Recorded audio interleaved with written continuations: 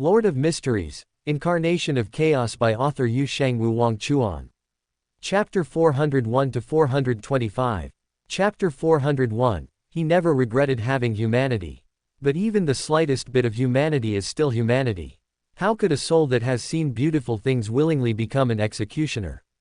So, when the pale disaster was about to erupt, and Death commanded his most favored offspring to be the executor of the pale disaster, the silent Death Consul chose to defy his father for the first time.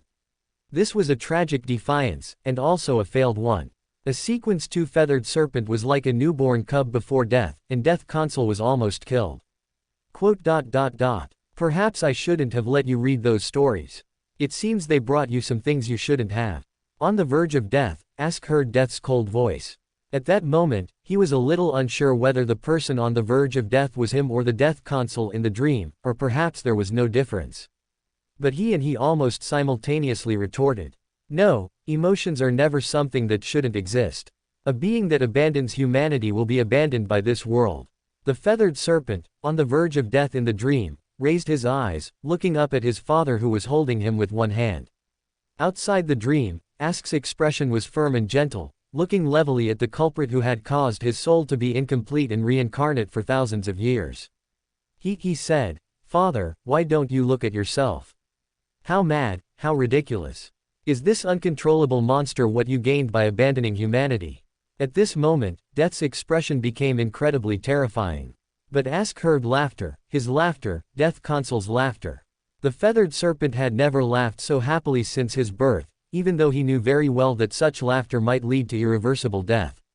Death Consul thought, perhaps he should endure until everything ended, endure until the future he had seen arrived. But, he had already seen those beautiful aspects of humanity. He could no longer endure. He couldn't be a cold and ruthless executioner like he understood from history, nor could he help but mock the man before him who was destined to fail. Will it end like this? Will he face death? Ask didn't know, but at this moment, he couldn't help but ponder what so-called death was like. He hadn't not died before, death was not uncommon for the death pathway. But death brought by death would likely be different from all previous deaths. But Death Consul ultimately survived. Not because of mercy, not because of emotion, but because his father no longer had the energy to create a suitable resurrection vessel. Death, who had assimilated the Red Priest uniqueness, no longer had the capacity at this critical juncture to forge a perfect vessel as before. So Ask survived, but this was not a good ending, instead, it was the beginning of a nightmare. Do you really think you can defy me? Ask, my child, my vessel, it seems the freedom I gave you has led to some delusions, making you forget that you never belonged to yourself. Death Consul in the dream heard Death say this to him, and the following days became hazy and muddled. Only during occasional brief moments would Death Consul regain clarity, astonished to find himself seated on a throne of white bones, with countless beings transformed into white bones prostrating before him. Outside the dream, Ask watched helplessly as the feathered serpent's expression turned cold, becoming incredibly similar to Death's. That meager humanity seemed to have been erased from his being, and the divine puppet that had finally gained a bit of self once again became an empty shell. No, it wasn't even an empty shell, but a puppet filled with impurities that didn't belong to Death Consul. The puppet was docile and obedient, perfectly conforming to Death's will. Only during extremely rare intervals would the humanity belonging to Death Consul struggle to surface, opening his eyes in despair. This was Death's power. He was influencing Death Consul at all times, but previously this influence was suppressed by the mask and by Death Consul's awakened self. Now, under Death's deliberate guidance, all obstacles were swept away, and Death Consul once again became an extension of Death's will. Perhaps I was wrong, perhaps I shouldn't have let the divine puppet gain emotions prematurely, Ask thought bitterly, even though he didn't know where this thought came from. But in a flash, Ask would have another thought, one that told him, no, he never regretted it. Even at a tragic cost, the divine puppet absolutely did not regret having humanity. I absolutely do not regret having humanity. At a certain moment, Ask thought this. The only thing worth celebrating was probably that this dark period didn't last too long. Although for ordinary people, it was still a long time, enough for an infant to grow into an adult and graduate from university, for a mythical creature, it could still be considered brief. Death, as Ask understood from history, ultimately lost to the alliance of gods and met his demise. In Death Console, even though his soul was split in two by death before his demise, gained the freedom he had longed for. The remaining time was a 1,000-year cycle of reincarnation, a life of repeatedly forgetting the past and repeatedly remembering it. Death Console was lost in this cycle. Sometimes, he was a child returning from the battlefield, slowly recounting his experiences in battle under the concerned gaze of his parents. Sometimes, he was a knight guarding a princess. Although the princess wasn't quite a princess, fortunately, the knight wasn't a true knight either.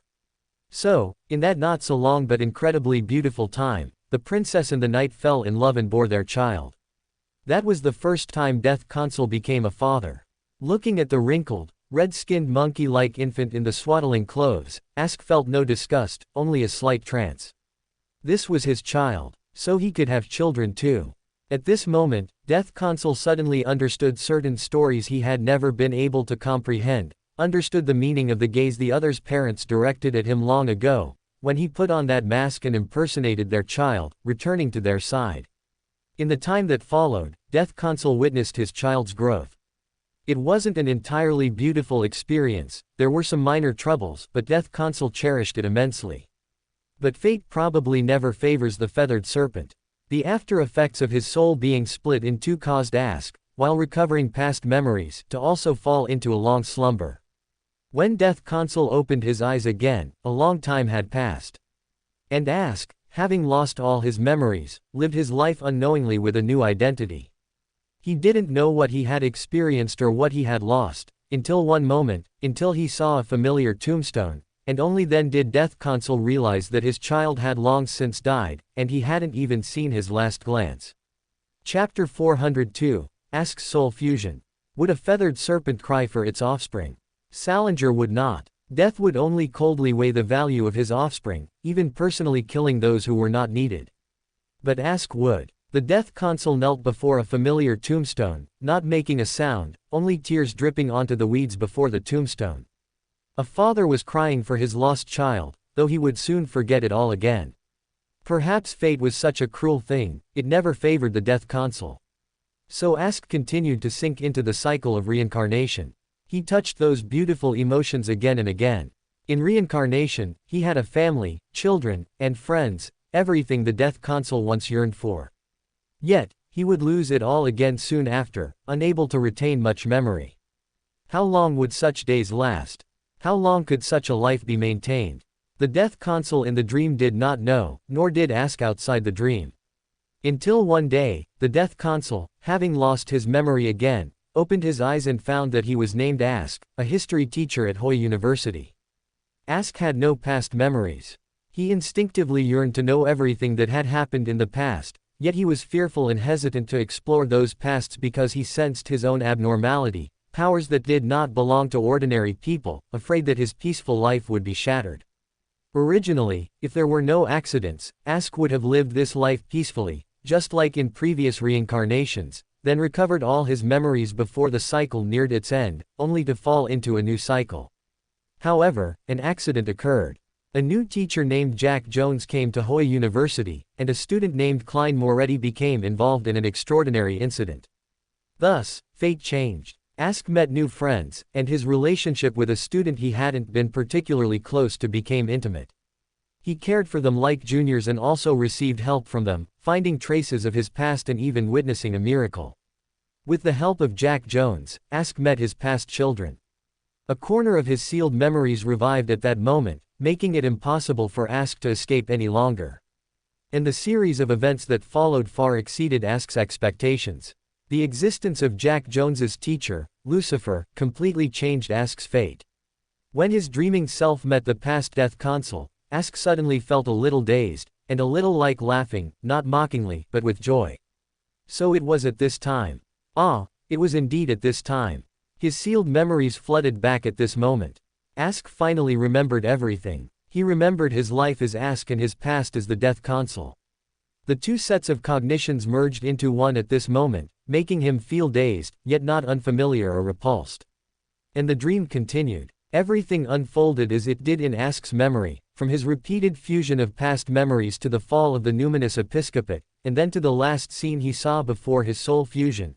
Little K and the other two looking at him with worry, Lucifer looking at him encouragingly, Medici saying with an impatient but serious expression, "Don't die, I don't want to coax a child." At this point, the dream finally ended, and everything returned to darkness. In the night, Ask looked up at the enormous feathered serpent before him. Its expression was no longer bewildered but held a familiar gentleness. "Long time no see, Death Consul." Ask gently gazed at the giant serpent before him. That was the part of him he had lost, the soul that the Death Consul had once struggled with in pain. Divinity was not to be feared, because divinity was also him, the once ignorant divine puppet.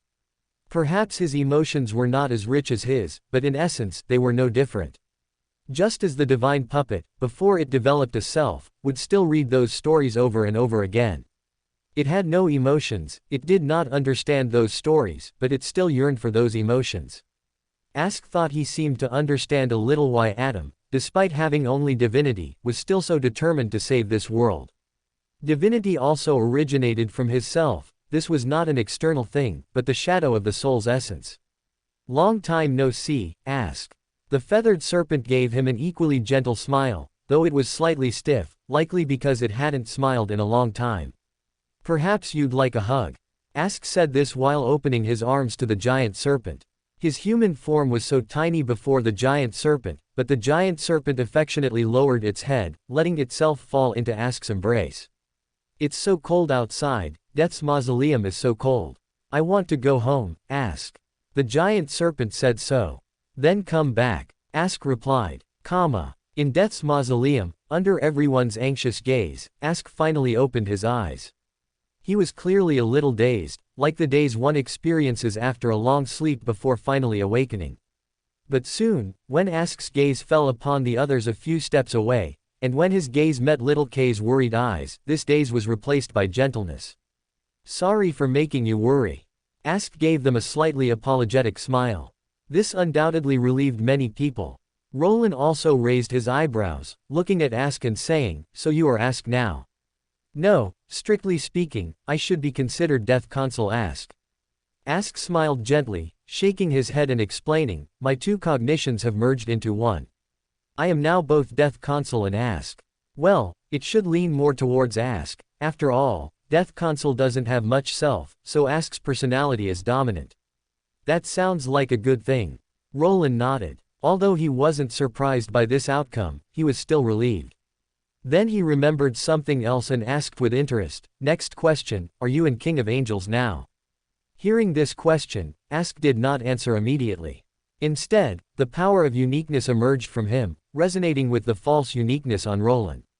"I think I should indeed be considered in King of Angels now." Ask showed a smile, clearly in a very good mood. "Very good. It wasn't in vain that I just suppressed your scumbag father for you." Roland nodded in satisfaction. Hearing this, Ask also remembered that in the blurry dream, during occasional gaps, he seemed to sense something that was about to awaken deep within his soul, but it was forcefully suppressed by another power. Ask looked up at Roland and said seriously, "Thank you, Lucifer." Chapter 403. Little K suppresses two mischievous children. "You're saying, thank you, a lot today. I already told you there's no need to be so polite. Of course, if you really feel bad, why don't you work for me?" Roland waved his hand, then said without any politeness, "After all, you know, I'm really short on people here." Mr. Azek wasn't surprised to hear this. After all, he was already familiar with Roland's personality. He just smiled and said, "I thought I was already working for you." "Ah, is that so?" Roland nodded, then his eyes flashed with a fierce light. "But your workload before was severely insufficient, so now that you're officially working, the workload will have to increase." Upon hearing this, Mr. Azek almost instinctively glanced at a certain red angel, and the terrifying workload of the latter flashed in his mind. This made Mr. Azek silent for a second, then he thought of something else, gaining a bit more confidence, and said, "That sounds quite terrifying, but as someone who was once the Death Consul, I am quite familiar with handling governmental affairs." Roland blinked, only then realizing that he seemed to have been ignoring one thing. The Death Consul was designated by Salinger, that scumbag, as a tool for handling government affairs. He could manage the entire Balam Empire, which showed his exceptional capability. Roland's eyes immediately lit up. Although with the assistance provided by Harabergen, the work pressure on his tools had been significantly reduced, he was still very short on people. If a top-tier tool joined at this moment, it would surely ease the burden on both Saussure and Medici. So Roland, without any hesitation, reached out and patted Mr. Azek's shoulder, saying, "It's a deal."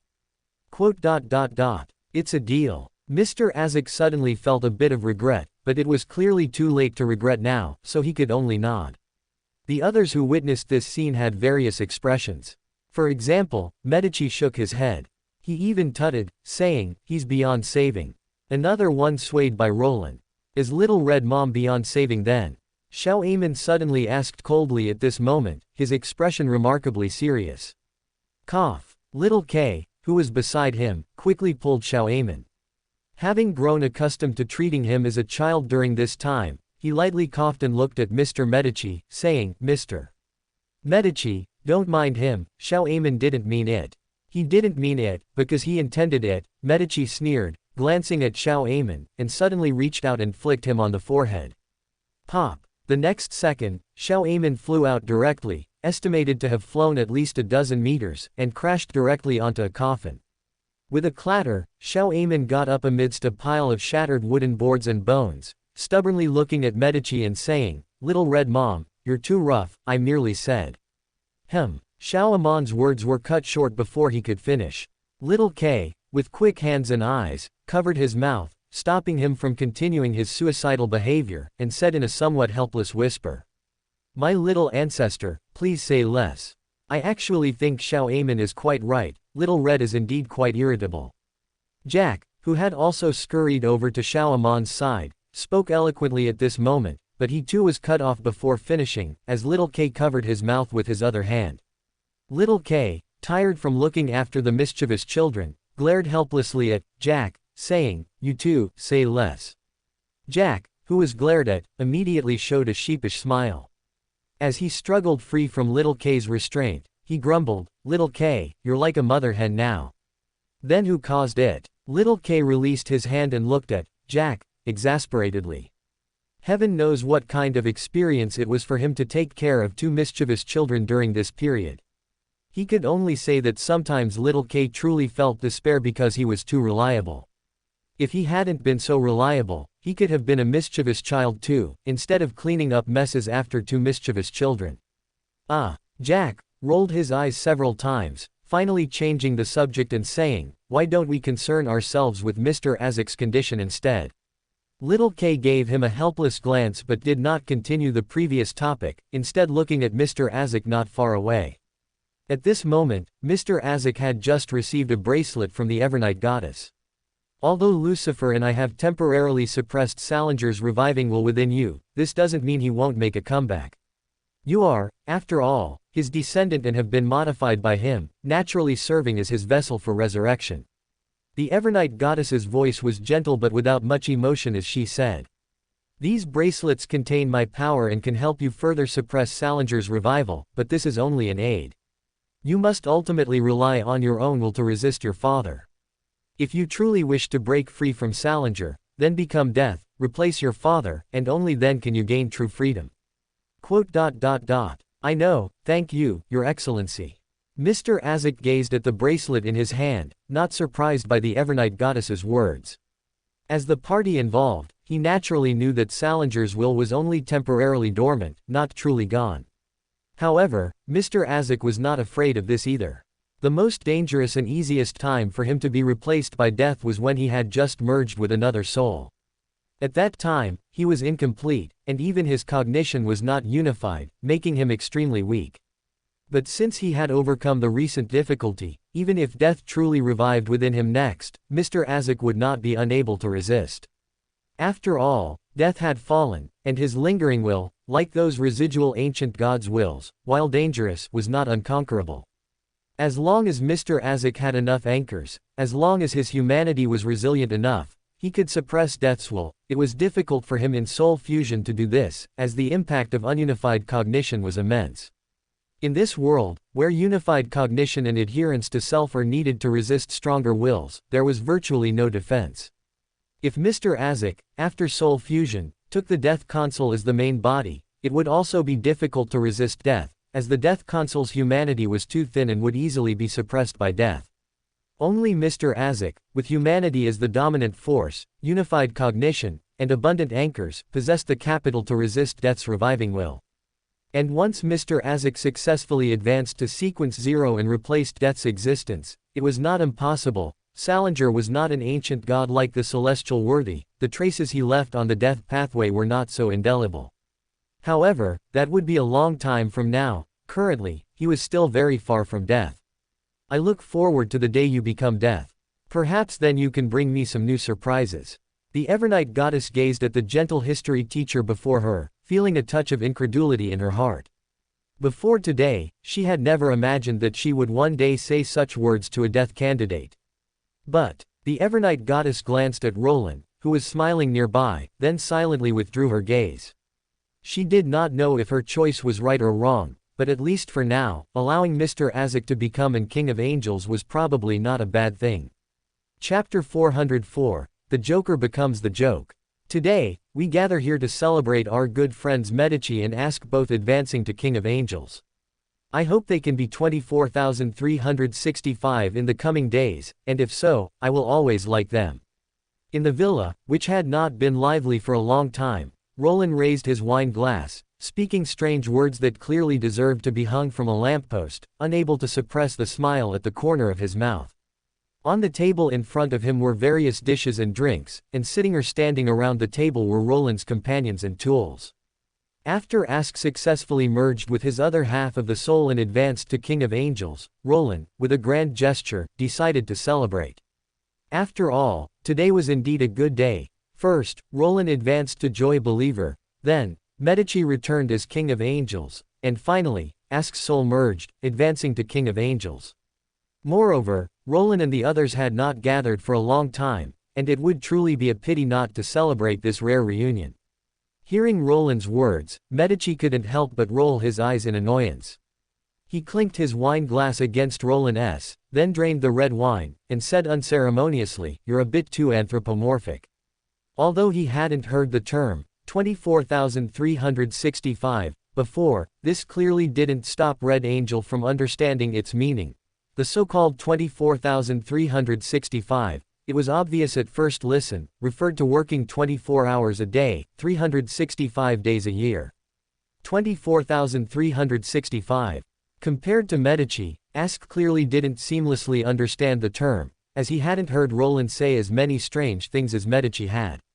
But Ask wasn't stupid. Understanding the gist of the conversation and seeing Medici's reaction, he roughly guessed what it meant, and with a smile, he teased, "Will you dislike us if we don't work 24,365, Lucifer?" As he spoke, Ask also raised his wine glass and clinked it against the one in Roland's hand, but unlike Medici, he didn't drain it, only taking a sip. Compared to Medici, Ask clearly didn't enjoy drinking, he preferred beverages like black tea. How could that be? Roland also took a sip from his glass after clinking with the two of them, then raised an eyebrow and smiled. "Of course, I won't dislike you if you don't work overtime, it's just that if you're willing to work overtime, I'll like you even more. After all, who doesn't like tools?" Medici's tone was incredibly sarcastic. As he spoke, he poured himself another glass of wine, this time not red wine, but champagne. At the same time, he held down Amon, who was eager to mix several types of wine together and try to drink it all at once. "Are you sure you won't get drunk drinking like this with your alcohol tolerance? Little Crow, allow me to remind you, you are just an ordinary mid-sequence now." Medici glanced at Amon, his tone ambiguous, neither a reminder nor a taunt. "What does it matter? Anyway, today's work is done, so even if I get drunk, it won't delay anything." Amon was clearly very dissatisfied, still eagerly eyeing the wine glass in front of him. Just now, he had mixed at least 5 kinds of strong liquor. "But I'll be the one cleaning up your mess if you get drunk." Medici rolled his eyes, very much a self-aware, male mom. "Little Red, you really are a self-aware, male mom, now." Jack spoke at this moment, with a tone of surprise mixed with teasing. As he spoke, he quietly swapped the cup in front of little K, whose attention was drawn by Medici and the others. "You be honest too." Medici glared at Jack, then couldn't help but look at Lucifer, who was smiling at them, truly not understanding Roland's perverse taste. And just then, while he wasn't paying attention, Amon next to him bravely drained the glass of mixed spirits. Then his eyebrows furrowed, and with an inexpressible expression, he said, "It tastes so bad, even though the color is so pretty. I think bartending probably requires some professional knowledge to make it taste good." Little K looked at Amon's twisted expression and rapidly reddening face, shook his head, picked up the glass in front of him, took a sip, and then froze. So bitter. To put it bluntly, at that moment, little K felt his soul was numb with bitterness. He had never drunk anything so bitter in his life. The traditional Chinese medicine he drank in his previous life wasn't this bitter. Little K belatedly lowered his head, only to find that his cup had been swapped at some point. Now, it contained not wine, but some kind of vegetable juice. Almost instantly, little K locked onto his target, looking at Jack next to him, and asked helplessly, "What is this?" "Bitter gourd, purple cabbage, carrot, celery vegetable juice." Roland, in Jack's guise, smiled and said, "Of course, there are many other medicinal herbs, the kind that are good for the body. I even deliberately added a bit of Coptis chinensis. Does it taste good?" Little K rarely became expressionless, looking at Jack and saying, "You can try it yourself." "No way, it smells terribly bitter." Jack shook his head without a second of hesitation. Little K, so you know. It's hard to say whether little K had thoughts of breaking off his friendship with his companion at that moment. Anyway, the next second, when little K's expression met Amon's eager gaze, he thoughtfully glanced at the vegetable juice in the cup, then casually set it aside, looking at Jack with a disapproving look, saying, "Jack, is there a possibility that I might also get angry?" "I'm sorry, I was wrong." Jack admitted his mistake very straightforwardly, clasping his hands together in a serious manner. But little K knew that the other party was serious about admitting his mistake, but also serious about continuing next time. At the same time, Amon's gaze fell on the bitter vegetable juice that made one's soul leave their body, and his fingertips subtly moved. 3 seconds later, the red wine in Jack's cup paused for an instant. 10 seconds later, Jack raised his wine glass, seemingly about to drink, but after bringing the glass to his mouth, Jack's movements paused, and he said with a smile, "You don't think I didn't notice anything, do you?" Little K suddenly met Amon's gaze, and the next second, both of them attacked simultaneously. Jack had clearly anticipated this, and smilingly dodged their attack. However, before he could speak again to express his thoughts, his movements suddenly paused. Medici, beside him, raised his wine glass and gestured to him, a slight smile playing on his lips, deeply hiding his merit and fame. And asked guiltily stood in front of Lucifer, saying, "Sorry, but perhaps it's better to let the children handle their own affairs." Roland, "All right, you might be right." Lucifer thought for a second about his tolerance for that vegetable juice, and ultimately chose not to act. After all, and prankster being pranked back is also an interesting life experience. In a sense, Roland was indeed a qualified joker. Chapter 405, Red Angel vs. Little Crow. Mr. Isaac is biased. Roland, wearing Jack's persona, complained. Without Lucifer's support, and having been secretly targeted by someone, he was ultimately forced to drink a mouthful of that vegetable juice under the watchful eyes of several people. The first sensation upon tasting it was a soul-shaking bitterness. Even Roland felt a bit numb at that moment, only feeling the bitterness spread from his tongue to his stomach, with an urge to immediately rinse his mouth. But Roland didn't hastily rinse his mouth. After a brief shiver, his expression returned to normal. He even took another sip of the vegetable juice and disdainfully said, "That's it." Little K. Amon. Little K felt a bit like he was doubting life at that moment. He recalled the taste of the vegetable juice from just now, then looked at the calm expression on Jack's face. For a moment, he couldn't tell if the person in front of him was acting or genuinely found the vegetable juice unremarkable. Could it be because Little K, you like sweet things, so your tolerance for bitterness is lower, making it seem especially bitter? Xiao Amon offered another possibility. These words made little K hesitate for a second, then he saw Jack raise the cup to Xiao Amon's face and say matter-of-factly, drink. Huh, me. Xiao Amon was stunned, a bit taken aback. Nonsense. Since little K and I both drank it, why shouldn't you? Aren't the three of us the best of friends? Jack practically had, "Let's die together," written on his face. Xiao Amon thought for a second after hearing this, then he seemed to agree with the statement. Taking the vegetable juice from Jack's hand, he carefully took a sip. It's hard to describe how Xiao Amon felt at that moment, but judging from his expression, it wasn't good. His face was filled with the phrase, doubting life. Xiao Amon finally seemed to recover after a long while. He looked down at the vegetable juice in his hand, then at the calm expression on Jack's face next to him, and couldn't help but say, "Do you not have taste buds?" He felt so bitter his soul was numb. "No, it's just that I've eaten things much bitter than this." Roland, wearing Jack's persona, revealed a triumphant expression, with a hint of smugness. He admitted it was a bit childish, but what was wrong with being a little childish occasionally? The Jack persona was meant to embody his childish side, Lucifer was enough for the mature aspects. Just then, little K, next to Roland, handed something over. Roland looked down and saw it was a piece of candy. Little K, chewing on candy in his mouth, handed 2 candies, one to Jack, and one to Xiao Amon. "Eat something sweet to ease it," little K said somewhat indistinctly. He looked at Roland earnestly and said, "Although you can endure hardship, I don't think you like it. You clearly knew that, yet you still forced me to drink this vegetable juice." Roland took the candy, popping it into his mouth while complaining, "How hypocritical, Mr. Fool." No one present was unaware of Fool's true identity, so there was no need for concealment. "That's what you get." Little K didn't humor his companion at all, saying huffily, "Actually, if I savor it now, I feel like this taste isn't entirely unacceptable." Xiao Amon, after chewing on the candy for a few seconds, suddenly looked at the vegetable juice thoughtfully. For a moment, both little K and Roland looked at him. "Then drink another sip." Roland almost immediately instigated, "How about we drink something normal instead?" Little K, on the other hand, clearly had his conscience online. He then scrutinized Xiao Amon for a few moments, saying incredulously, "Xiao Amon, are you drunk?"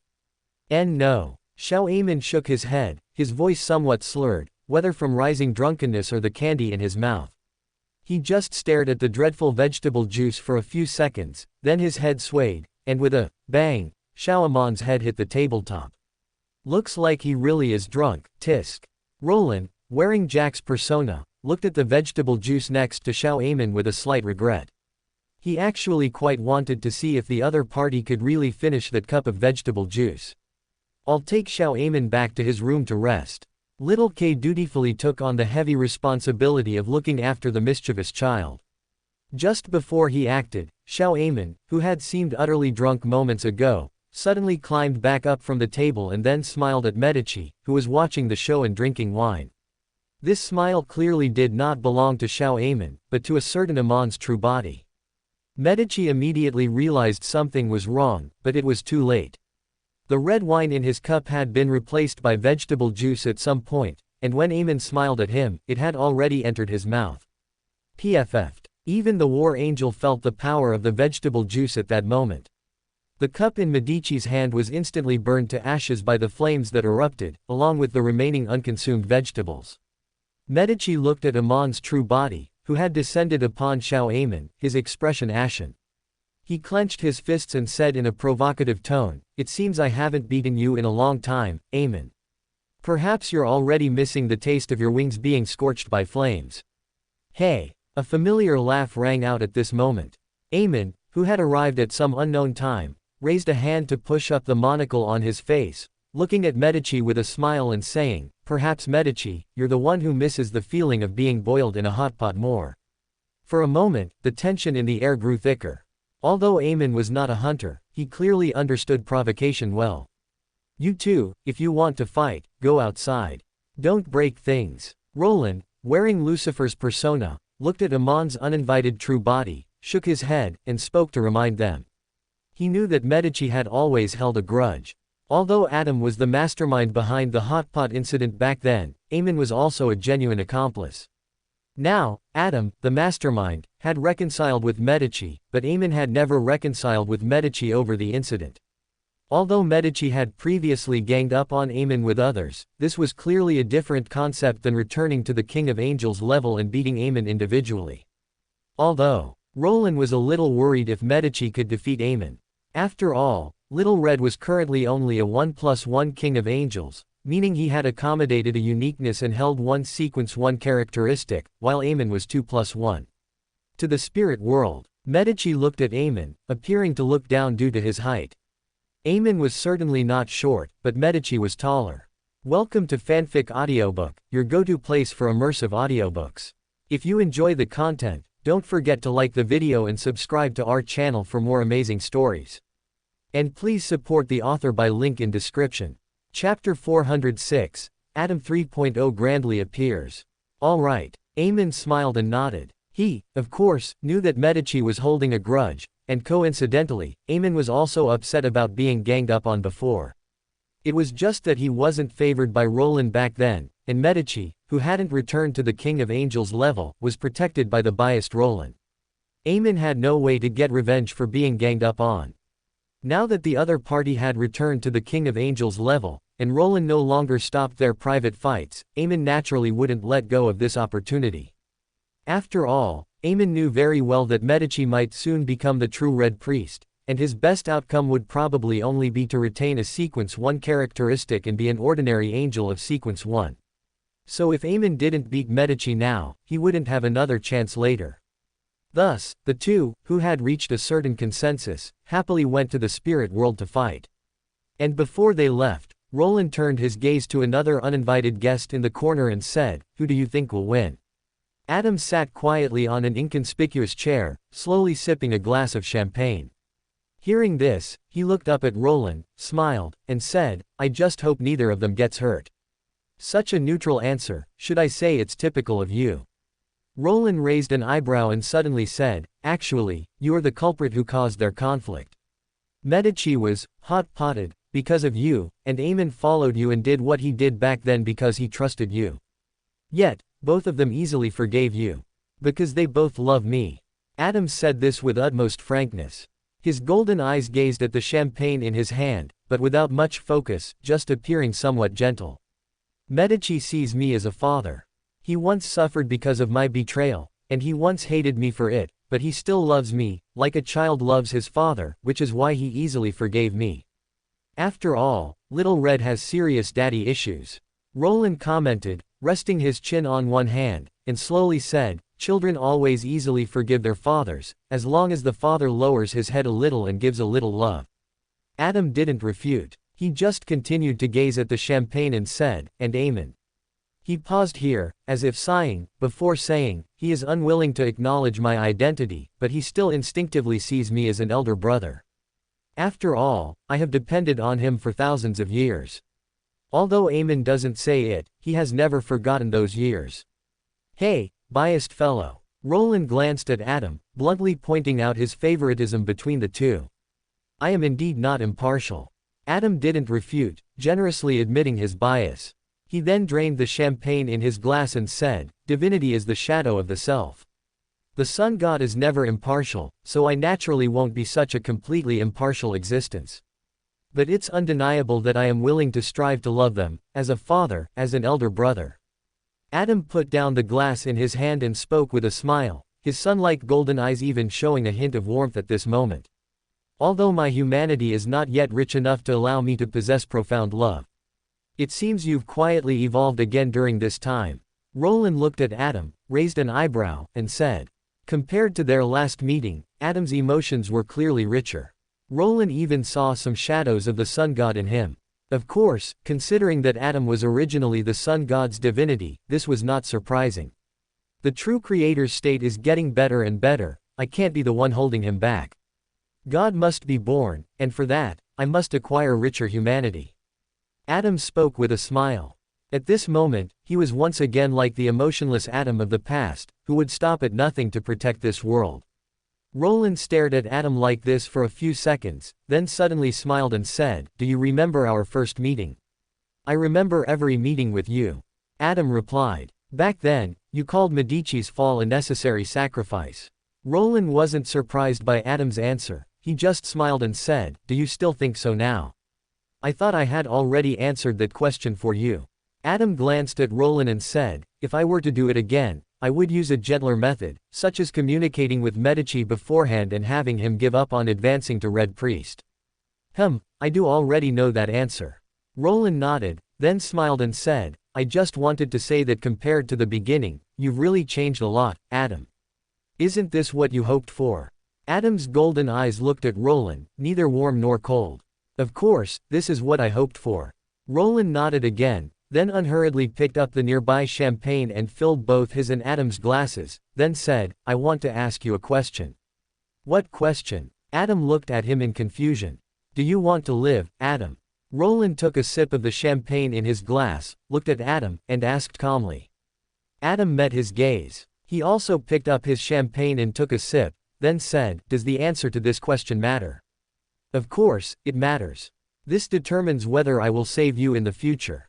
Of course, I'm not referring to letting you take the lead in your future fusion with the true creator, but rather preserving the existence of your personality through special means." Roland said with a smile, "You know, my principle is to respect others' choices." In other words, if Adam had no desire to live, he wouldn't save him. Adam was uncharacteristically silent. After a few seconds, he said, "No matter what, I will live." Roland understood this sentence. The I Adam referred to was not Adam's personality, but the true creator or the sun god. But that's not Adam, so Roland refuted him. Little Naya, who also had the understanding that different personalities mean different individuals, smiled before looking at Adam and saying, "I'm asking if Adam wants to live, just Adam, not the sun god, not Saucerer, not the true creator." "I thought you didn't like Adam." Adam paused, then looked at Roland frankly and said, "I really don't like Adam 1.0. Adam 1.0 was just an empty shell, a machine set by the former sun god. He seemed powerful, but his soul was empty, nothing at all." Roland rested his chin on one hand, taking a sip of champagne, and said bluntly, "A cold machine gets 0 points from me. Of course, considering that Adam was seriously saving the world, I don't actually dislike him, just don't like him." Chapter 407. Adam, help me, Lucifer. You truly are as consistent as ever, only favoring good people and saviors. Adam clearly thought of Roland's overt principles and preferences. He shook his head, took a large gulp of champagne, and then said, "Then what about Adam 2.0? Adam 2.0 is probably barely acceptable." Roland chuckled, continuing his critique. The humanity of Angel of Imagination was injected into that empty shell, bringing about some likable changes. Adam 2.0 finally understood a bit about what love is. He would even apologize, and he has a slight obsession with cleanliness, but sometimes when imitating Angel of Imagination, he overdid it a bit, which was rather unsettling. "I thought I had already apologized for that." Adam glanced at Roland, his expression seemingly helpless yet also candid, saying, "What I possess is the humanity of Angel of Imagination. To be more human, of course, I would imitate him. But honestly, you imitated him really hard, making you seem like a fake person, with a kind of uncanny valley effect." As Roland said this, he put down his wine glass, then picked up an apple cut into the shape of a cat from the fruit plate, and cruelly bit off the cat's head with a crunch, saying, "But it's undeniable that Adam 2.0 worked incredibly hard, which is why you, Adam 3.0, exist now." Roland looked up at Adam, smiling. "I won't ask if Adam 1.0 wants to live, because that's meaningless. An empty puppet living on is still just an empty puppet. But for Adam 3.0, it's worth asking you that." Roland thought that he had a certain fondness for Sun God. After all, Sun God perfectly fit his definition of a good person, noble in character, genuinely saved the world, and was his most powerful tool.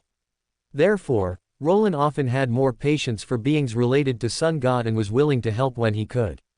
Of course, Roland did not deny that this also had to do with Adam always being very sensible. "My pleasure." Adam smiled at this moment. He gazed at the young man before him and said, "But whether I can survive is not important. what's important is whether this world can give birth to a God willing to protect the world. At this moment, he appeared cold again, but this coldness was not directed at others but at himself. Roland raised an eyebrow upon hearing this, then he snorted coldly, saying, "Don't bother with what's important or not important. I'm just asking if you want to." At this moment, he forced Adam to look him in the eye, his expression losing some of its usual casualness, a rare seriousness. Adam fell silent again. It was hard to say what kind of mood Adam was in at this moment, he just suddenly recalled some past events. For many years in the past, Adam's actions had nothing to do with wanting to. The cold divine machine would only act from the perspective of the optimal solution, neither caring about the will of others nor his own will. And even earlier, before the divine machine was born, when Angel of Imagination was still that vibrant incarnation representing the hopeful side of Sun God, Angel of Imagination actually didn't often think about problems from the perspective of the optimal solution. At that time, Angel of Imagination would consider both the outcome of the action itself and the feelings of others before acting. He was accustomed to finding a balance between the two, and in some unimportant matters, he would even lean towards the latter. It might sound incredible, but the former Angel of Imagination might have cared more about the feelings of others than Sun God himself, even though he wasn't as gentle as Sorcerer. Sorcerer represented Sun God's humanity and all his soft parts, representing those sorrows, those hesitations, those vulnerabilities, all those negative parts that might hinder Sun God from saving the world. Angel of Imagination was more persistent and unyielding, but unlike the main body plagued by God, Angel of Imagination was more optimistic and vibrant. He always viewed the world with an optimistic mindset, so when doing certain things, he was more willing to consider the thoughts of others. Because in Angel of Imagination's view, things would always develop in a good direction. The former Adam actually found it difficult to understand this mindset. The divine machine was neither pessimistic nor optimistic, merely coldly weighing the possibilities of events, preparing for the worst to ensure the final outcome. Therefore, during the fourth epoch, Adam killed Medici. He certainly knew the latter's loyalty, and he knew that if he had truthfully informed Medici of everything, the latter, even if unwilling to offer his uniqueness and sequence 1 characteristic, would likely take a step back and no longer pursue becoming a sequence 0. But Adam also could not ignore that extremely low possibility, the possibility that Medici would not bow down, or betray him. An optimistic Angel of Imagination might choose to directly trust Medici in such a situation, but a cold divine machine would go to extremes to prevent accidents from happening. Perhaps I finally understand what I've lost. I've lost not only my humanity but also that optimism for the future, Adam thought, somewhat dazed. He couldn't deny that when Roland just asked him if he wanted to live, he still didn't think optimistically like Angel of Imagination, but rather coldly weighed whether his survival would affect the birth of God. Adam knew that he could no longer become the Angel of Imagination he once was. His thoughts and actions had formed a habit over the past few millennia, accustomed to that almost cold way of thinking. There's nothing wrong with this, for this precarious world, overly optimistic considerations might not be a good thing. But, Adam looked up at Roland and suddenly said, overly rational thinking doesn't mean it's entirely correct either. Just as in the fourth epoch, he thought he had made the correct decision, preventing the birth of a red priest contaminated by the city of disaster, yet the result was the rise of the madman Tudor, who almost brought about the end of this world. So why not try thinking in a more emotional way? Roland seemed to have seen what Adam was thinking. Although the other party spoke without context, he naturally continued. Be more optimistic, Adam, after all, I'm already in this world. No matter how rationally you think, you can't stop my stubbornness, so you might as well be more optimistic. You really are candid. No matter how many times, Adam couldn't help but exclaim this. He then smiled and said, but you are indeed right. Adam looked up at Roland, and at this moment, he finally learned to think about the possibility of something from an optimistic perspective, just like the former Angel of Imagination. So he said, but looking at it optimistically, a living me might be the one who can stop you. Sorcerer is too gentle, he always finds it hard to be ruthless and is easily exploited by you. After all, he represents the softness of heart that Sun God abandoned. Roland said with a smile. Adam looked at Roland, his expression equally serious at this moment, saying, so I want to live. Adam should live. Remove, should, and say it again, Roland said with a smile. Adam did not hesitate, he remained utterly candid, looking at Roland and saying, I want to live. Help me, Lucifer. Although you still haven't understood, but never mind, at least you have the most basic will to survive. Roland smiled, nodded, and said, I promise. Chapter 408, Uninvited Will. Amon and Medici's fight didn't last too long. Before Roland announced the end of the dinner, the two returned from the spirit world one after another, followed by a little tale. Who won? Roland's gaze first fell on the two who returned. Neither Amon nor Medici showed any visible flaws on the surface, except that their clothes had been changed to new ones, and their hairstyles seemed to have slightly changed. Medici's hair was shorter, while Amon's hair was longer than before. I at least have two sequence 1 characteristics. Amon raised his hand to push the monocle on his face and said with a smile. HMPH. Medici snorted coldly. He glanced at Amon with a lazy tone and said, Indeed, I was just burned into a bald crow, beaten black and blue. That certainly doesn't count as losing. I hope someone doesn't forget the fact that he brought it upon himself. Amon maintained his smiling expression and said. The two exchanged a few sarcastic remarks back and forth, which allowed Roland, who was watching the show, to figure out what had happened. In terms of raw strength, Medici, who was only 1+1, was clearly no match for Amon, who was 2+1. However, the Marauder pathway isn't known for direct combat, and the power gap between the two wasn't insurmountable. So, although Medici ultimately lost, before losing, he still managed to land a few heavy blows on Amon with the powerful output ability of the Red Priest pathway. It could be said that in this fight, although Medici lost, he achieved his goal. Amon, despite winning, didn't gain much advantage. Roland wasn't surprised by this outcome. His gaze then fell on the little tale they brought back, which was naturally not an outsider but an old acquaintance. Good evening, Will. Roland greeted him with a smile. Bad evening, Lucifer. Will, however, puffed out his cheeks like a squirrel. Will, in the shell of an 8-year-old child, obviously didn't mind truly acting like a child, and complained to Roland, I heard you held a party. But it seems no one came to invite me. Am I not part of this family? Roland blinked upon hearing this, finally remembering what he had forgotten earlier. It turned out he had forgotten to invite Will to the dinner party. Undoubtedly, the celebratory dinner Roland held this time was mainly for the members who had lived in the small villa with him. Even Bethel, Saussure, and others were not invited. It was a private dinner among family members. Originally, Will should have been invited to such a dinner, but his presence had been too low recently, and Roland had genuinely forgotten him.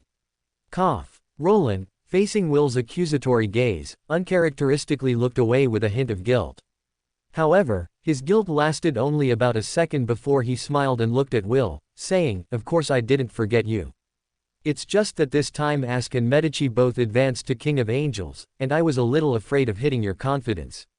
Will's expression visibly stiffened upon hearing this. He then stared at Roland for several seconds before grumbling discontentedly, You don't invite me and you still stab me in the heart. Doesn't your conscience hurt? Sorry, I don't have such a thing as a conscience.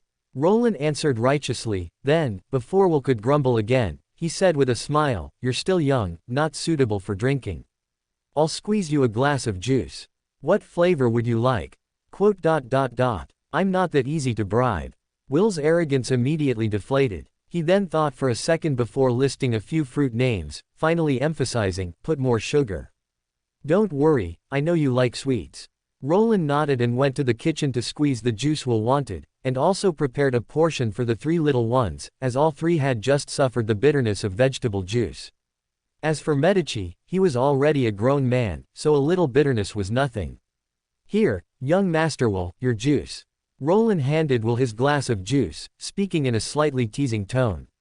Will took the juice, took a sip, and a satisfied expression appeared on his face.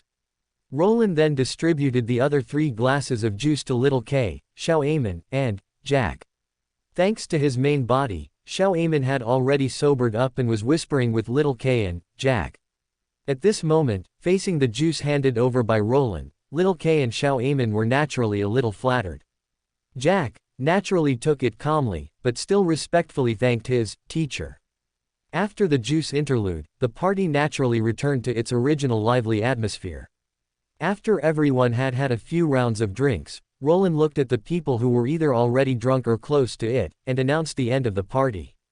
Roland himself yawned and went back to his room to rest. A few days later, 5Cs. Gehrman, look, it's a mermaid. Roland, wearing Jack's vest, stood on the deck, gazing at the distant ocean while tugging at Little K's sleeve, signaling him to look in a certain direction. It had been a few days since the previous family gathering. Little K had naturally already handed over all his work to Saussure and embarked on his journey to the 5Cs. Because he was eager to advance to marionettist, Little K weighed his options among several factions related to him and finally chose to contact Star Admiral Katlia through Bernadette's connections, asking her to help him go to the sea area where mermaids resided. The reason he didn't choose Miss Sharon, with whom he had a more familiar relationship, was mainly because Little K heard that Katlia was more familiar with the mermaid-infested sea areas. Although Miss Sharon had taken over the Rose School of Thought's original maritime forces, she was a newcomer after all. While she might be good at fighting, she was still a novice when it came to sailing on the sea.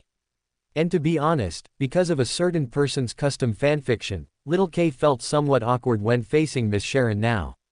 And since Little K chose to set off for the sea, Jack and Xiao Amon naturally departed with him.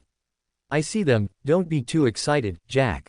Little K naturally also saw the mermaids on the nearby sea surface. He maintained Gehrman's somewhat aloof image, but his eyes couldn't help but show a hint of excitement. After all, finding a mermaid meant he could finally advance to Sequence 5 marionettist.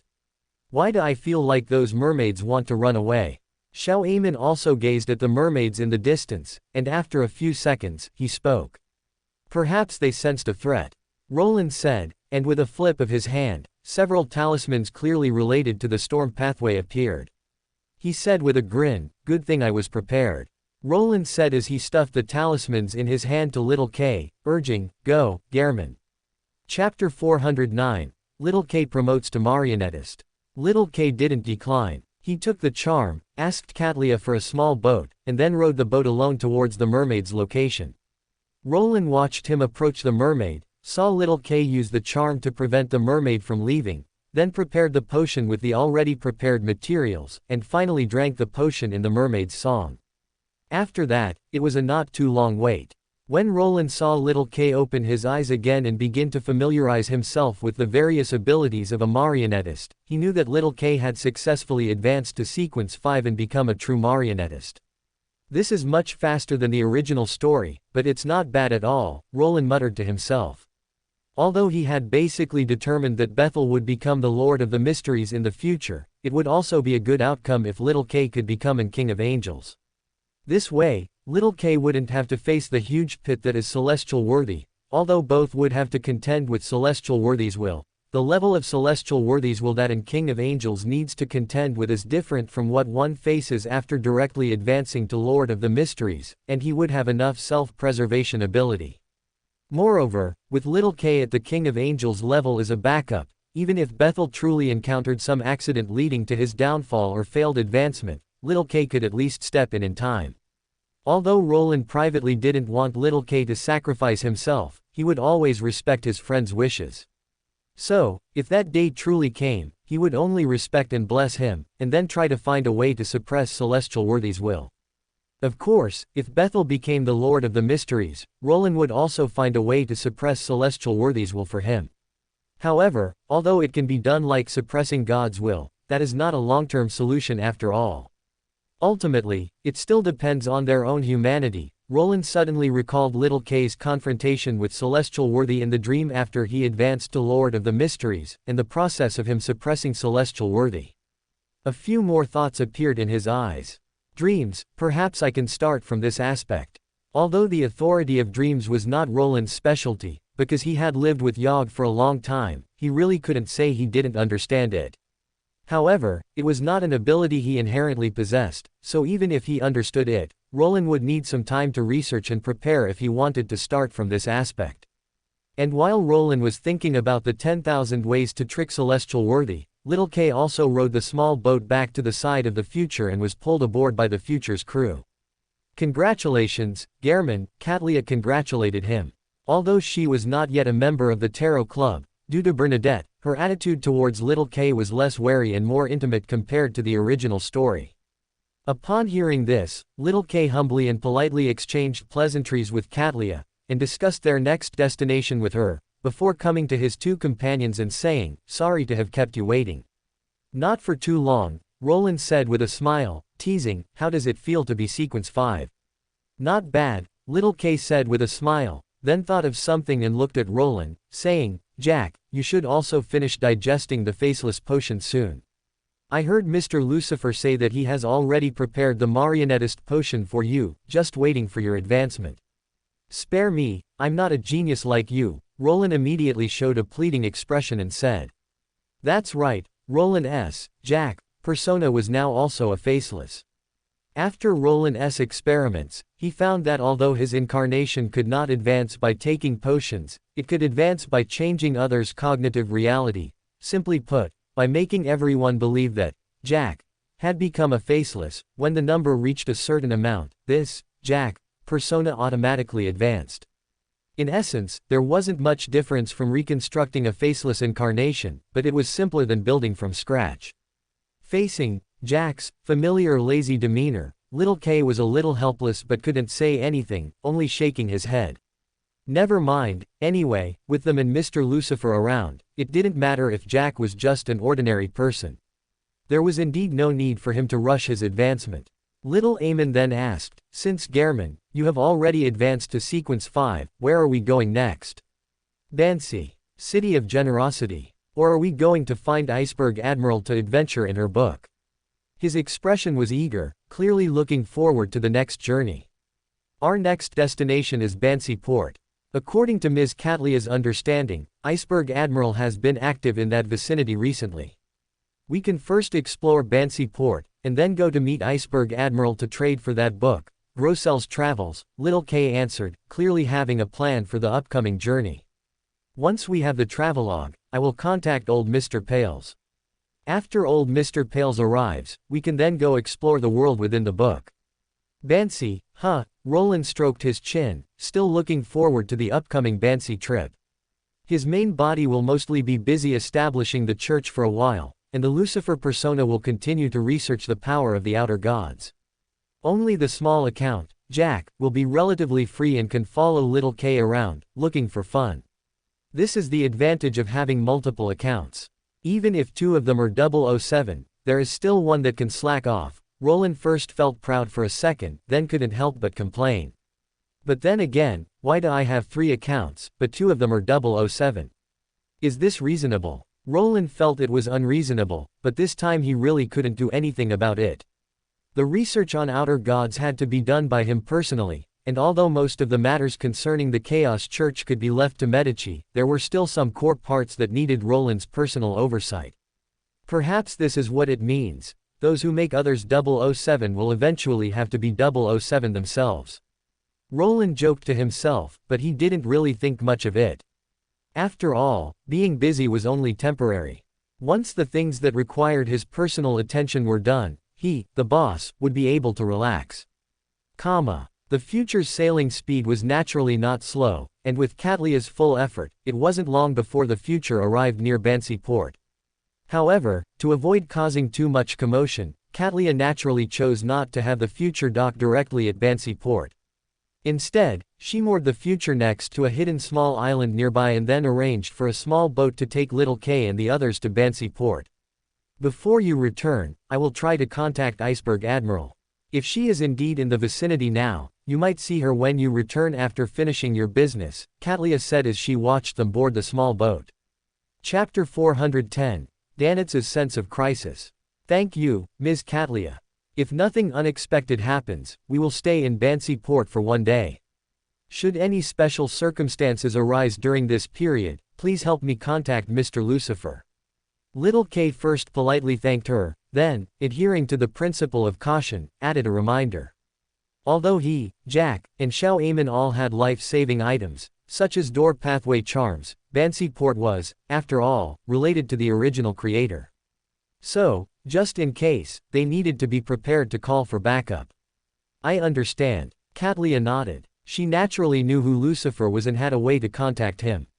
The two then chatted for a few more minutes, mainly discussing several emergency plans. Afterward, the small boat carrying Little K and the others departed and soon arrived at a hidden port in Bansi. There were naturally people waiting to meet them, Katlia's informants.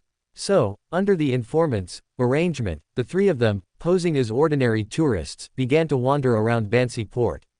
Unlike the original story, where they landed at night and immediately encountered a grand scene, Bansi port during the day looked no different from a regular tourist port. Guests traveling in the 5 seas were visible everywhere, as were disguised pirates and adventurers, both green and seasoned. Is there really a problem here? After strolling for a while, Amon, holding a Bansi specialty drink, showed a puzzled expression and said, although there is indeed some corrupt aura, it feels very different from what Uncle Lucifer described. It's probably because it's not at a specific time, so it hasn't triggered. Perhaps something special will happen tonight. Little K also held a cup of Bansi specialty drink in his hand, and as he spoke, he pushed up the gold-rimmed glasses on his face. After they finished speaking, both waited for a moment in unison, clearly expecting the third person to speak.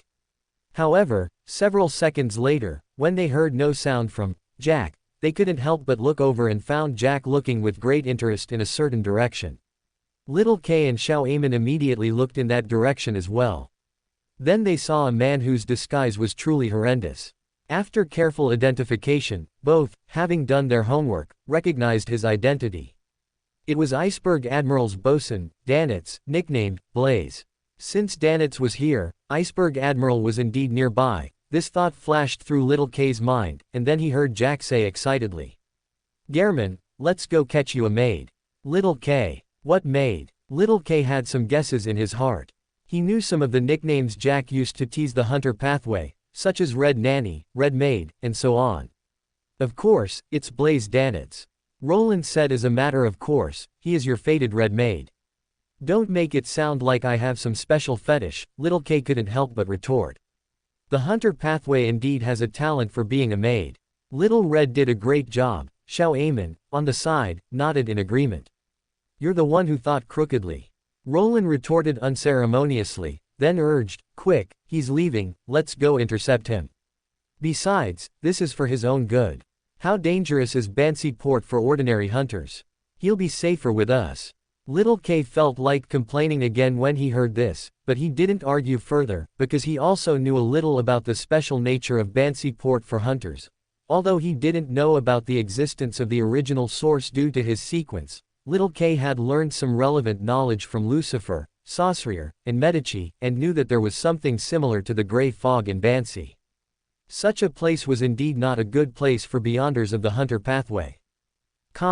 Achoo. Danitz rubbed his nose, frowning.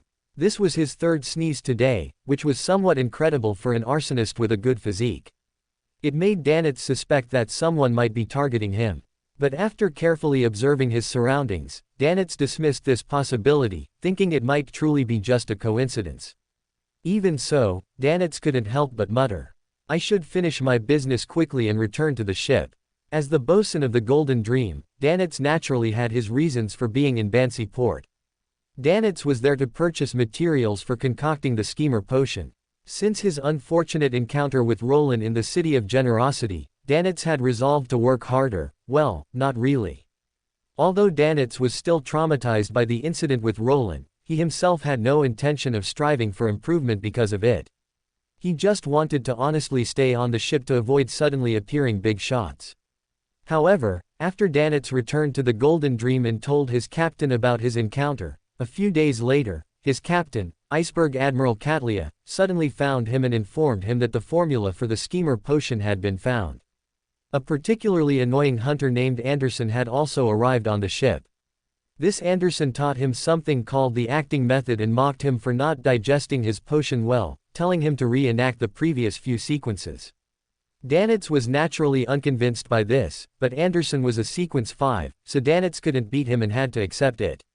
Moreover, despite his anger, he knew his limits, so he chose to honestly reenact the previous few sequences.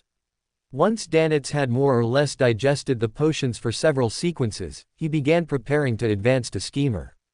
Coincidentally, the Golden Dream was recently exploring a sunken treasure near Bansi Port, and there was a Beander gathering in Bansi Port at this time.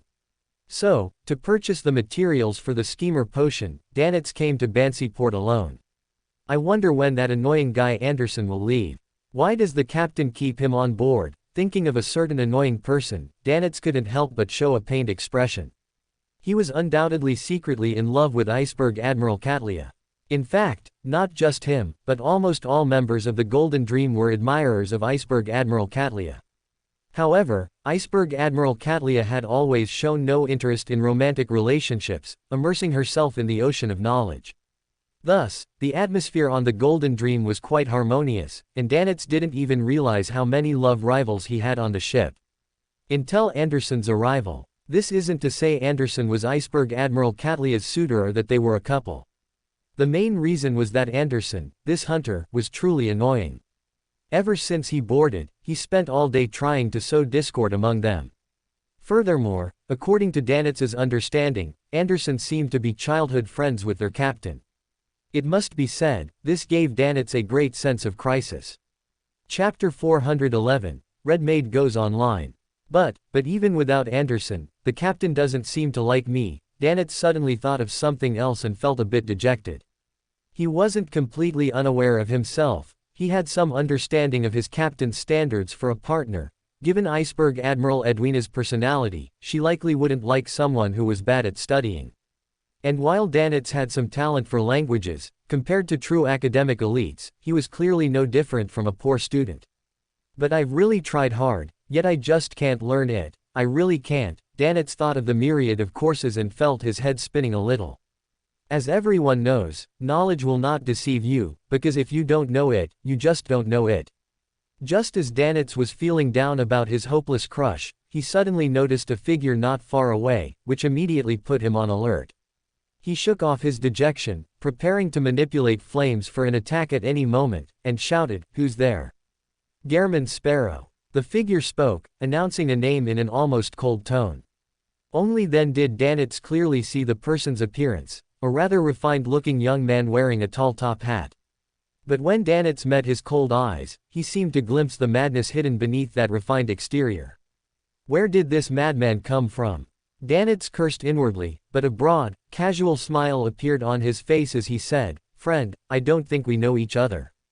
"How could that be? Although you, Danitz, don't know us, we know you." Just then, another voice sounded, this time from behind Danitz. This made Danitz's heart skip a beat. He turned around and saw a seemingly very pure and sunny young man, just like a college student you'd see anywhere on campus. He even gave a very harmless smile when Danitz looked at him. Damn purity. Danitz couldn't help but roll his eyes inwardly. He wasn't an idiot, so of course, he wouldn't be fooled by the other party's appearance in this situation, though if it were a different scenario, Danitz wasn't sure if he would genuinely believe the other party was a pure and innocent college student. And just as Danitz was pondering how to get away, he heard the cheerful, sunny college student speak. "Danitz, do you still remember Lucifer from the City of Generosity back then?" Danitz was stunned for a moment, then his eyes widened. Of course, he wouldn't forget the big shot he met in the City of Generosity a few months ago, and precisely because of that, his heart skipped a beat at this moment. Shit. Danitz cursed inwardly, his face forcing a smile uglier than a cry. He looked at the cheerful, sunny college student and said, "You know His Highness Lucifer. He's my teacher." Roland gave Danitz a bright, cheerful smile, watching his expression grow increasingly grim, and said, "If you don't believe me." He glanced to the side and said, "Little Amon, come out." Then, under Danitz's gaze, little Amon, who had been hiding in the corner, walked out. "Although my other avatars have probably seen him, I don't know him," little Amon said, pushing up the monocle on his face. Upon seeing this, Danitz almost immediately felt his vision go black, and countless images seemed to flash in his mind before he suppressed them.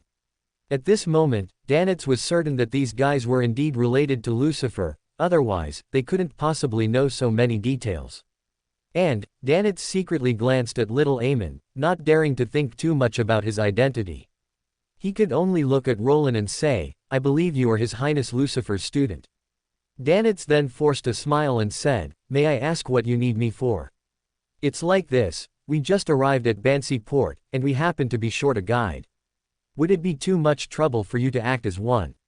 Roland didn't directly mention the matter in front of Danitz, the person involved, but smiled and said, "Actually, I'm not that familiar with Bansi." At this moment, Danitz really wanted to say that, but out of some sense of self-preservation, he still nodded and said, "No problem, I'd be happy to help." No choice, he was a coward. This was an Angel's student. And although Danitz was simple, he wasn't an idiot. He vaguely knew that the captain suddenly giving him the steamer potion formula and Anderson suddenly coming aboard to teach him the acting method seemed to be related to Lucifer. The power behind the captain seemed intent on building a good relationship with Lucifer, which was why he, who had interacted with Lucifer, was being cultivated. Danitz was actually very panicked about this.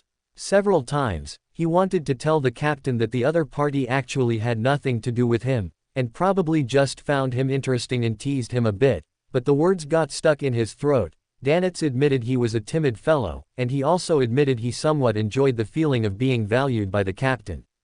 Although Danitz was also very clear that this valuing had nothing to do with love, who wouldn't want their standing with their beloved to be more significant? So now, having encountered Lucifer's student, Danitz couldn't refuse the other party's reasonable request, whether out of fear or a desire to repay him. "Thank you, you're a good person." Roland smiled and nodded, then looked towards Little K, saying without blinking, "All right, Gehrman, no need to turn him into a marionette anymore." Danitz was stunned for a moment. Marionette? What marionette? A marionette from the seer pathway.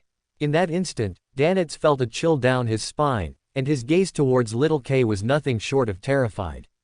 "Don't spread rumors casually, Jack. He's not that kind of heinous pirate. I won't casually turn innocents into marionettes, that's polite," Little K said, approaching Danitz.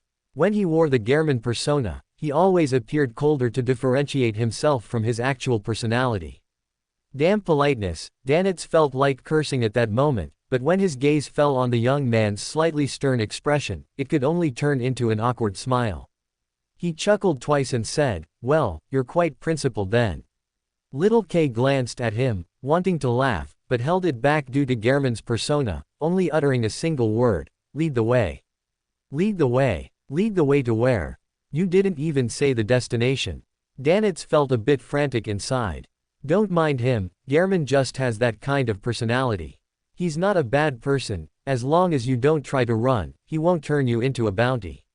Roland patted Danitz's shoulder at this point and said, "What he means is for you to be our guide and show us around the special attractions here, like unique restaurants and such." "Okay, I do know where the most famous specialty restaurant is. I'll lead the way now." Danitz dared not be angry but could only force a smile. Chapter 412. Little K is self-aware. If you ask which restaurants are famous in Bansi Port, it would definitely be the Lime restaurant, known for its various blood curd dishes, especially those made with pig blood. For Roland, the name Lime restaurant was not unfamiliar. In the original work, Klein went to the Lime restaurant to save people on the night of the anomaly in Bansi Port. From the description in the original work, it's clear that this restaurant is 100% problematic. The only thing Roland was unsure of was whether this problem was unique to Lime restaurant or a common characteristic of this broken place, Bansi Port.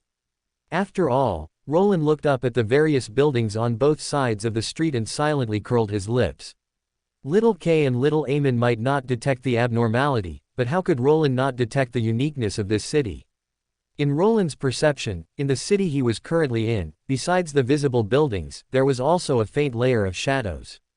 These shadows were very similar to the real Bansi Port, but more dangerous and more depraved.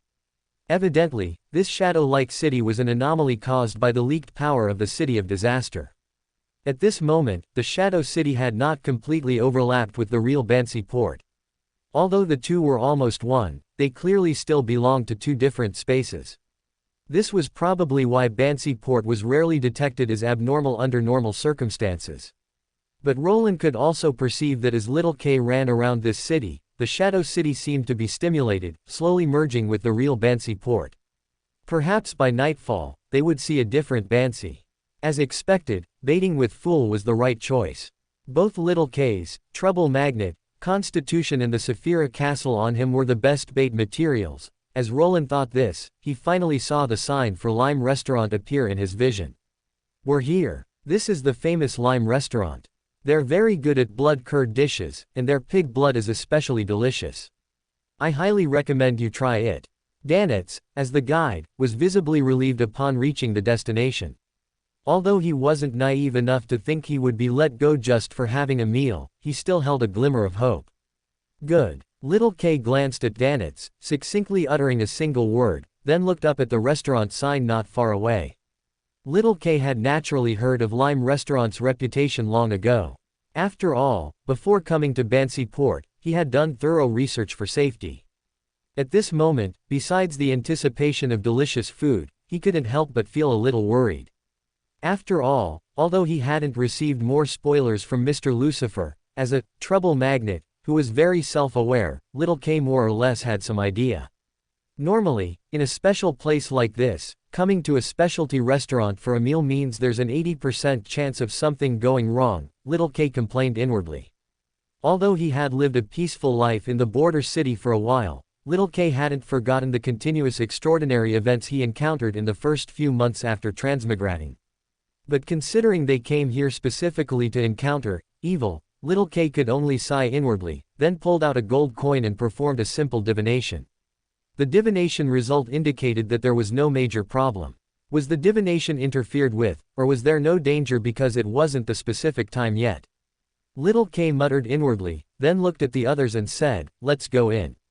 Regardless of whether Lime Restaurant had problems or if extraordinary events would occur, they definitely had to go in. Otherwise, they wouldn't have come to Bansi Port in the first place. Let's go, let's go. I can't wait to try the specialty dishes here. Roland clearly didn't care whether Lime Restaurant had problems or not, and he cheerfully pulled the others into the restaurant. The group entered the restaurant and saw a waiter greet them. Soon, they sat down at a table and each ordered their desired dishes. Damn it, why is no one talking? Danitz was clearly not a quiet person, so when he realized that no one at the table was speaking, he quickly couldn't hold back and proactively said, "I imagine this is your first time in Bansi, so I wonder if you've heard any legends about Bansi." Evidently, Danitz chose to open the conversation with local legends and customs, which, under normal circumstances, was indeed a good choice. Although I'd like to say no, we did do some research before coming, so we have a general understanding of the legends and folklore here. For example, on nights with heavy fog and drastic weather changes, one should keep doors tightly shut, not go out, and not respond to knocking sounds. Roland rested one hand on his chin, while the other held a specialty drink from Lime Restaurant.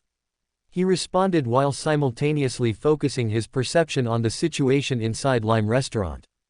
And as he spoke, the sky outside the window suddenly darkened, followed by what seemed like strong winds blowing, making some of the green plants sway haphazardly. Roland raised an eyebrow and said with a smile, "Ah, just like now. It seems we're very lucky to be able to spend a very special night." Little K naturally noticed the changes outside the window, which instinctively put him on alert but also made him somewhat accustomed, feeling only a sense of, "It's finally here." "Is it starting?" Little Amon asked excitedly, looking around. "Calm down, Little Amon. The secrets here are not something you can pry into, not even if your true body came." Roland looked at the excited mischievous child and unceremoniously poured cold water on him. "Even if I can't pry, at least I can watch with Little K. Please, that's the creator." Although Little Amon was disappointed for a second by Roland's warning, he then brightened up and said, "Will it be okay?" Little K looked at Roland with a slight worry.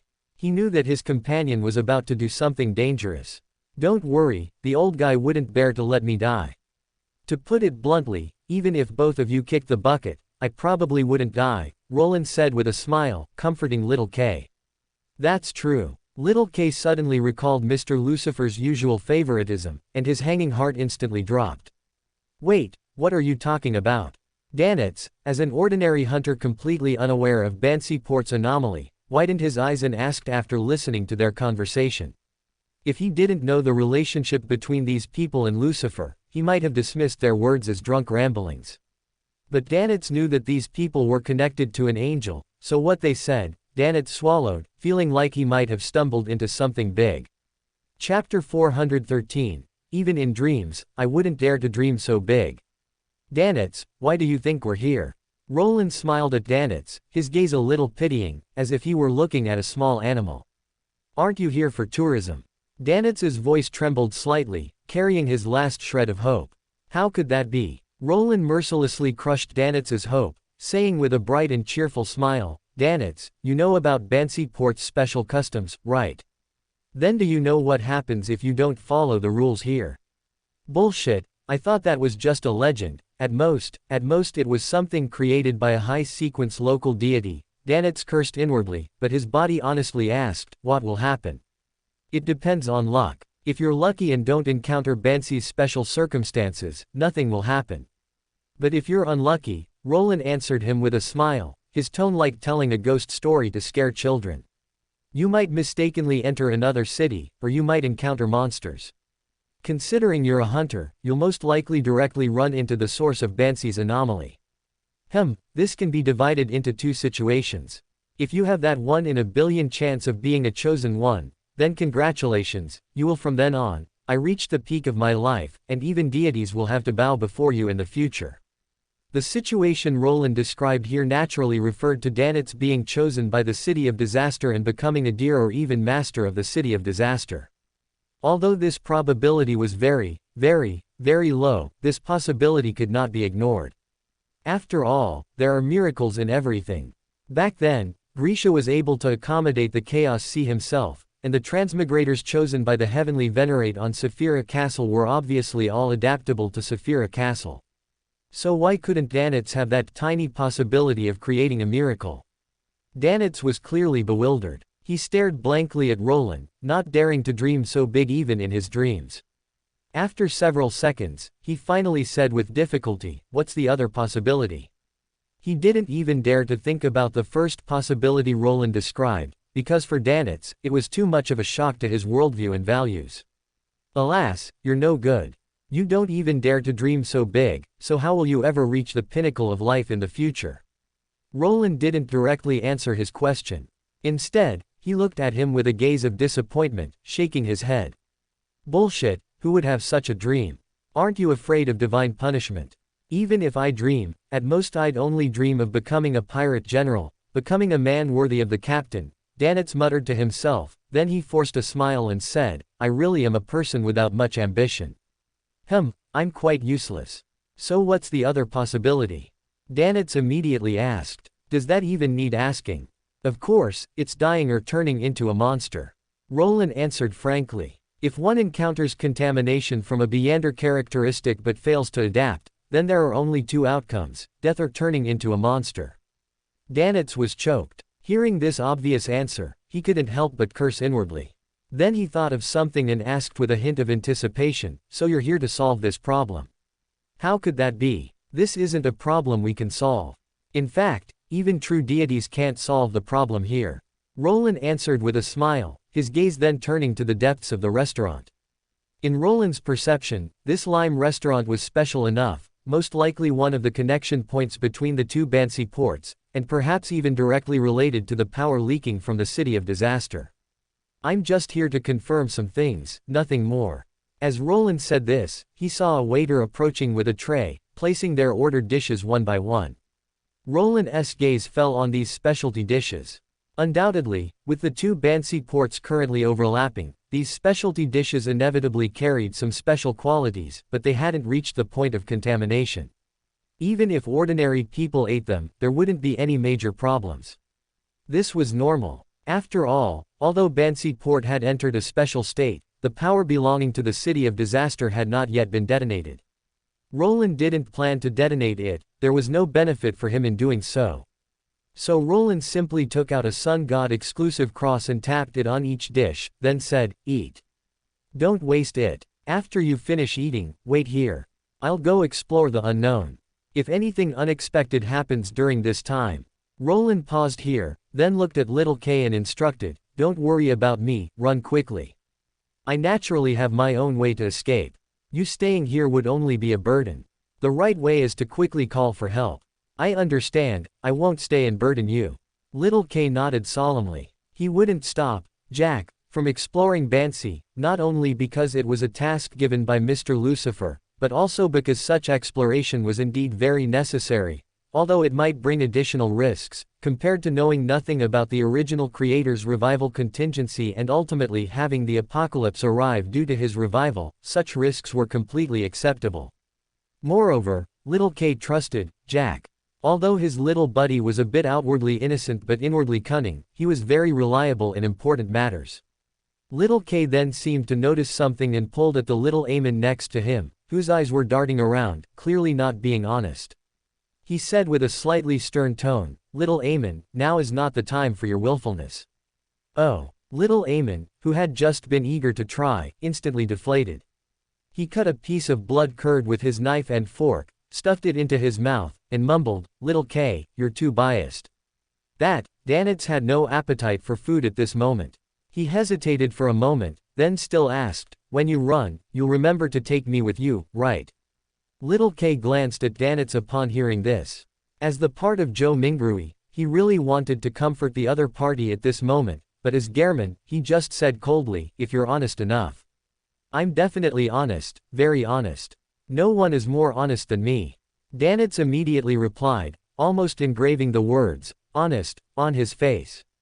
As the few of them conversed, the sky outside the window grew darker, and a thick fog, at some unknown point, enveloped the entire Bansi port, adding a strange atmosphere to the city. Roland watched the city rapidly complete its transformation, eating his portion of the specialty dish at a leisurely pace. Then he picked up the napkin next to him, wiped his mouth, stood up, and just before leaving, remembered something. He pulled out a crystal-like object from his pocket and placed it on the table. Chapter 414, Medici and the City of Calamity. In an instant, the crystalline object seemed to emit a gentle light, enveloping several people, including Little K, like a bubble, before disappearing the next second. This was naturally an item imbued with the power of a bubble, with no other purpose, but it could at least ensure that Little K and the others would not be contaminated by the City of Calamity. Although Little K probably wouldn't have been contaminated anyway.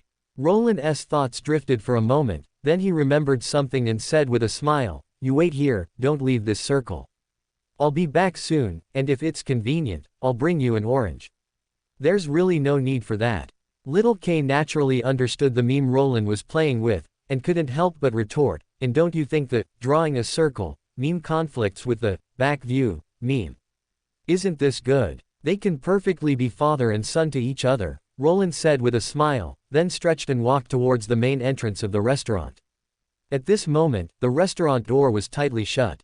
As Roland approached, a waiter immediately came up to him and said, "This guest, it's already foggy outside. Please don't go out." Roland smiled at him, his expression intrigued and a little probing, as if he had seen some novel toy, saying, "If you don't let me out, then I'll have to stay here and investigate your situation." Roland's gaze then swept towards the depths of the Ching Ning Meng restaurant. He wasn't planning to explore the secrets of the City of Calamity from here, as he had to consider Little K and the others. Roland's ideal exploration spot was the telegraph office, which had appeared in the original work and was equally problematic. The waiter's movements seemed to pause for a moment upon hearing this. Immediately after, before he could speak again, a figure walked over. It was the owner of the Ching Ning Meng restaurant.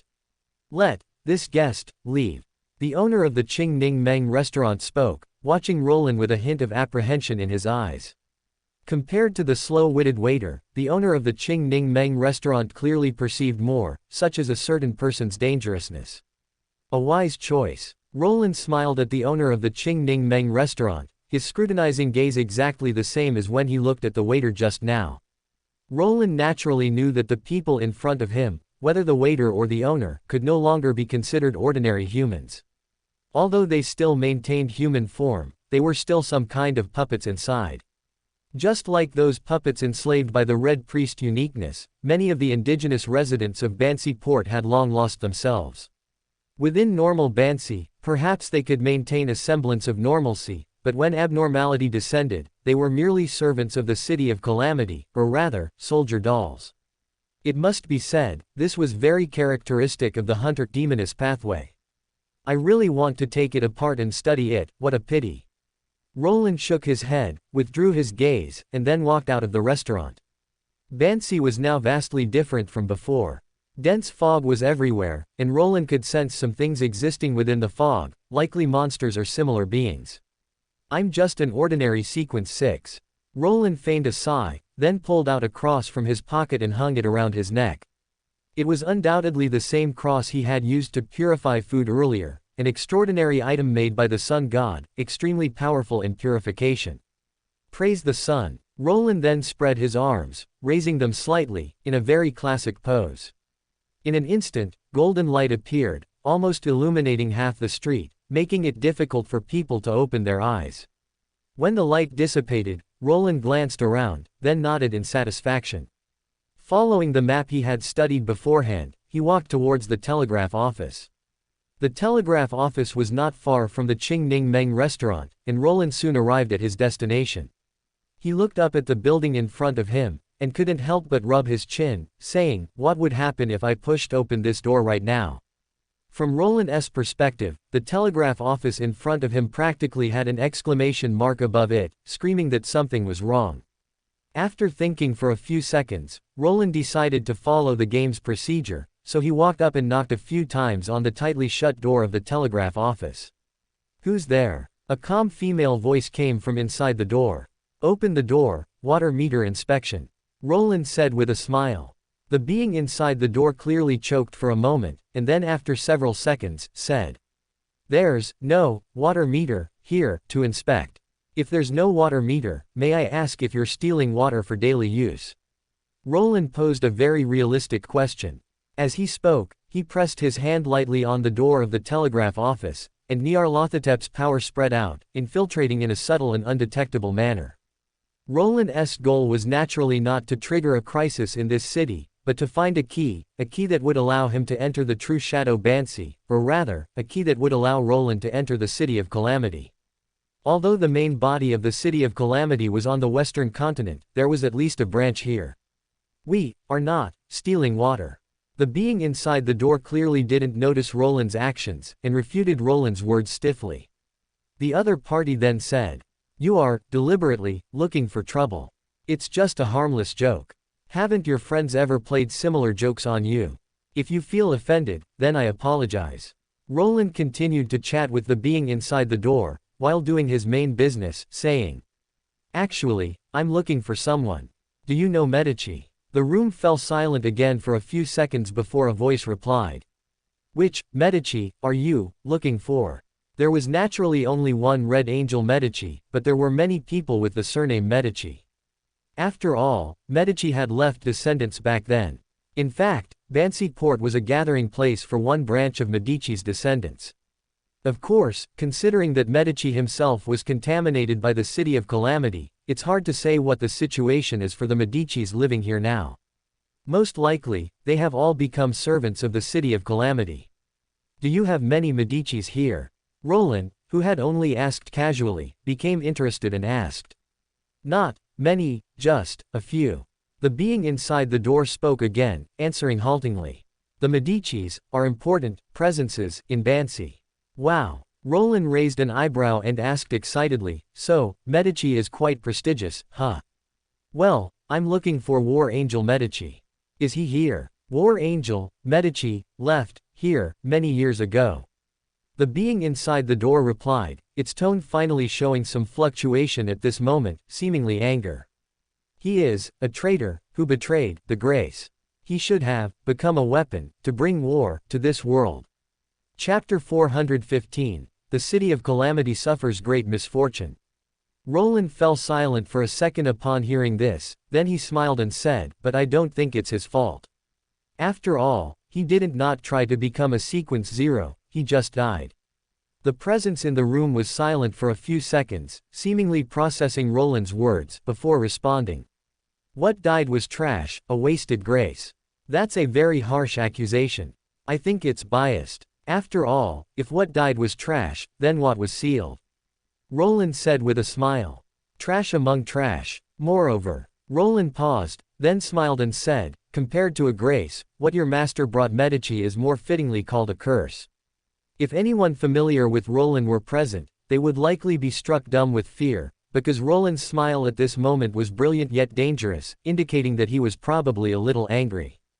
The presence inside the door seemed to be enraged by Roland's words.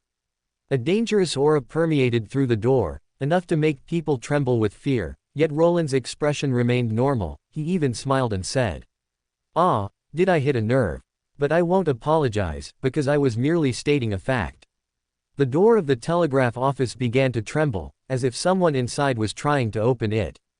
However, Roland's hand pressed against the door, immediately quieting the restless door once more. "Sorry, it's already too late," Roland said with a smile. The next second, he actively pushed open the door before him, yet not a single trace of power leaked out from within the door. It seemed as if something invisible was preventing all of this from happening. Roland, on the other hand, looked up at the world behind the door. It was neither the interior of the telegraph office nor Shadow Bansi, but the reflection of another city. A city very unfamiliar to people of the current era, yet quite familiar to the remnants of the old days. As expected, Roland was not surprised by this. He then stepped inside the door, and as he casually closed it, he looked up at the mysterious city shrouded in mist before him. This wasn't the city of yesteryear. At best, it was merely a reflection, something resembling but not quite the original. Roland didn't care about this. He simply released his perception, then raised an eyebrow, remarking as if with emotion, "How enthusiastic. I almost forgot, you also have self-awareness. Just as uniquenesses can become active and possess their own will, Sephiroth, which are even more powerful than uniquenesses, can naturally also become active, thereby giving rise to independent personalities. In fact, strictly speaking, the Celestial Venerable could be considered an incarnation of the Saphira Castle. And the City of Calamity, throughout the long years of the past, naturally also gave birth to its own personality. However, because its main body was on the Western continent, the personality born from the City of Calamity naturally operated there. In fact, because it had lost its humanity, the incarnation born from the City of Calamity had already been sealed by cultivators on the Western continent. The reason it was sealed, not killed, was because such an existence is immortal and indestructible unless the Saphira itself is destroyed, thus, it can only be sealed. But even if the main consciousness was sealed, as a colossal entity, the City of Calamity naturally possessed a certain degree of consciousness within this leaked branch, which could be understood as a form of subconsciousness. A figure solidified at this moment, bearing a slight resemblance to Medici in appearance, presumably a being with a blood relationship.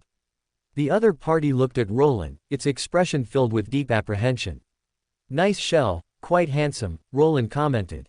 Of course, he could tell that the presence before him was not a descendant of Medici, but the will of the City of Calamity. The reason it resembled Medici was likely because it used the shell of one of his descendants. "There's nothing you want here. Assimilating me will only intensify your chaos," the will of the City of Calamity spoke again. The more powerful an existence, the more it could sense Roland's essence, which was also why the City of Calamity was so apprehensive of Roland. The City of Calamity was well aware that if the existence before it truly forced assimilation upon it, it might pay some price, such as becoming chaotic and insane, but it could absolutely achieve it. The City of Calamity naturally did not wish for such a thing to happen.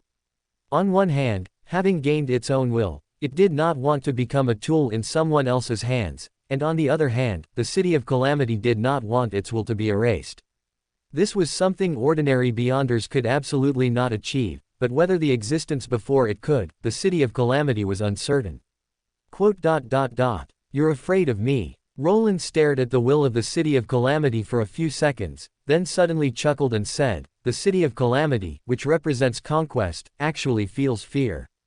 You're not up to par, little brother.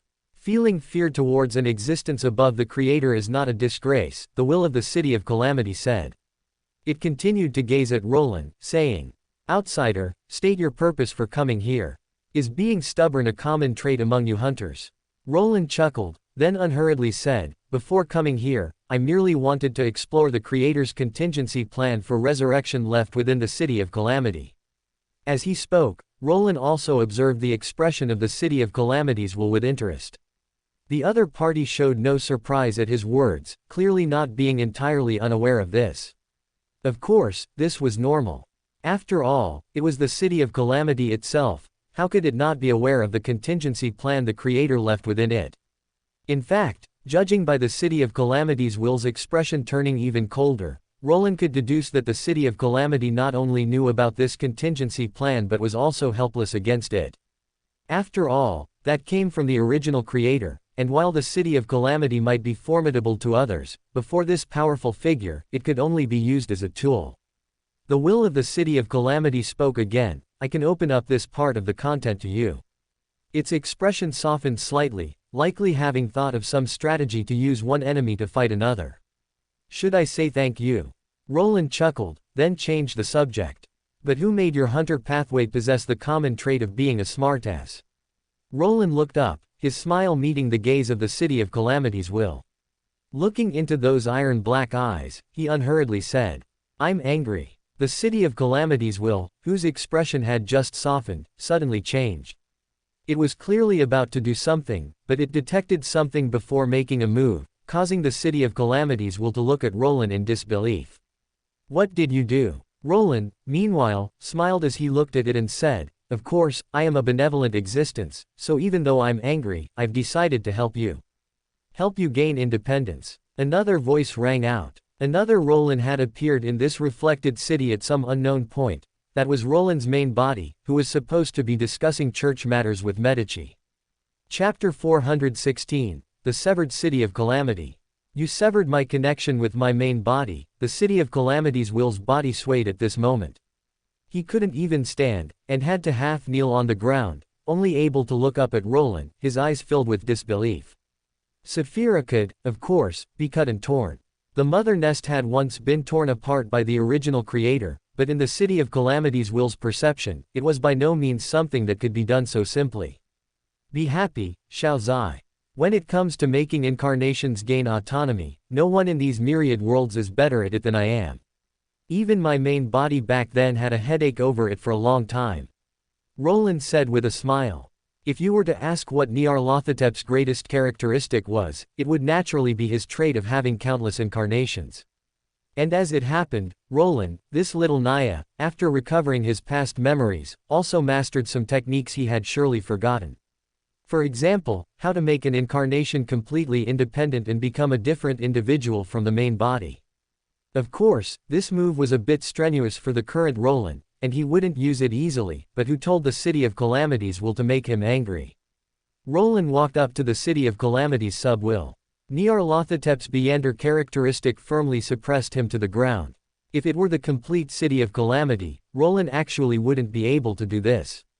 He hadn't fully recovered after all, but what was before him was merely the City of Calamity's will incarnation that he had severed. Roland raised his hand and pressed it on the City of Calamity's sub-will's glabella. An imprint like a distorted bubble appeared on his glabella at this moment, like a shackle. The next second, the City of Calamity's sub-will's body changed, rapidly shrinking, and finally turned into a cat that looked only palm-sized. Not bad. Roland looked with satisfaction at the cat, which was entirely black with strangely red limbs, then picked it up and casually gave it 2 rubs. It felt nice. Roland thought, and couldn't resist rubbing it twice more. What did you do to me?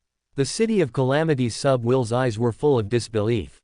He obviously wanted to struggle, but now that he had turned into a cat, he had no room to struggle in Roland's hands. Just sealed your power a little.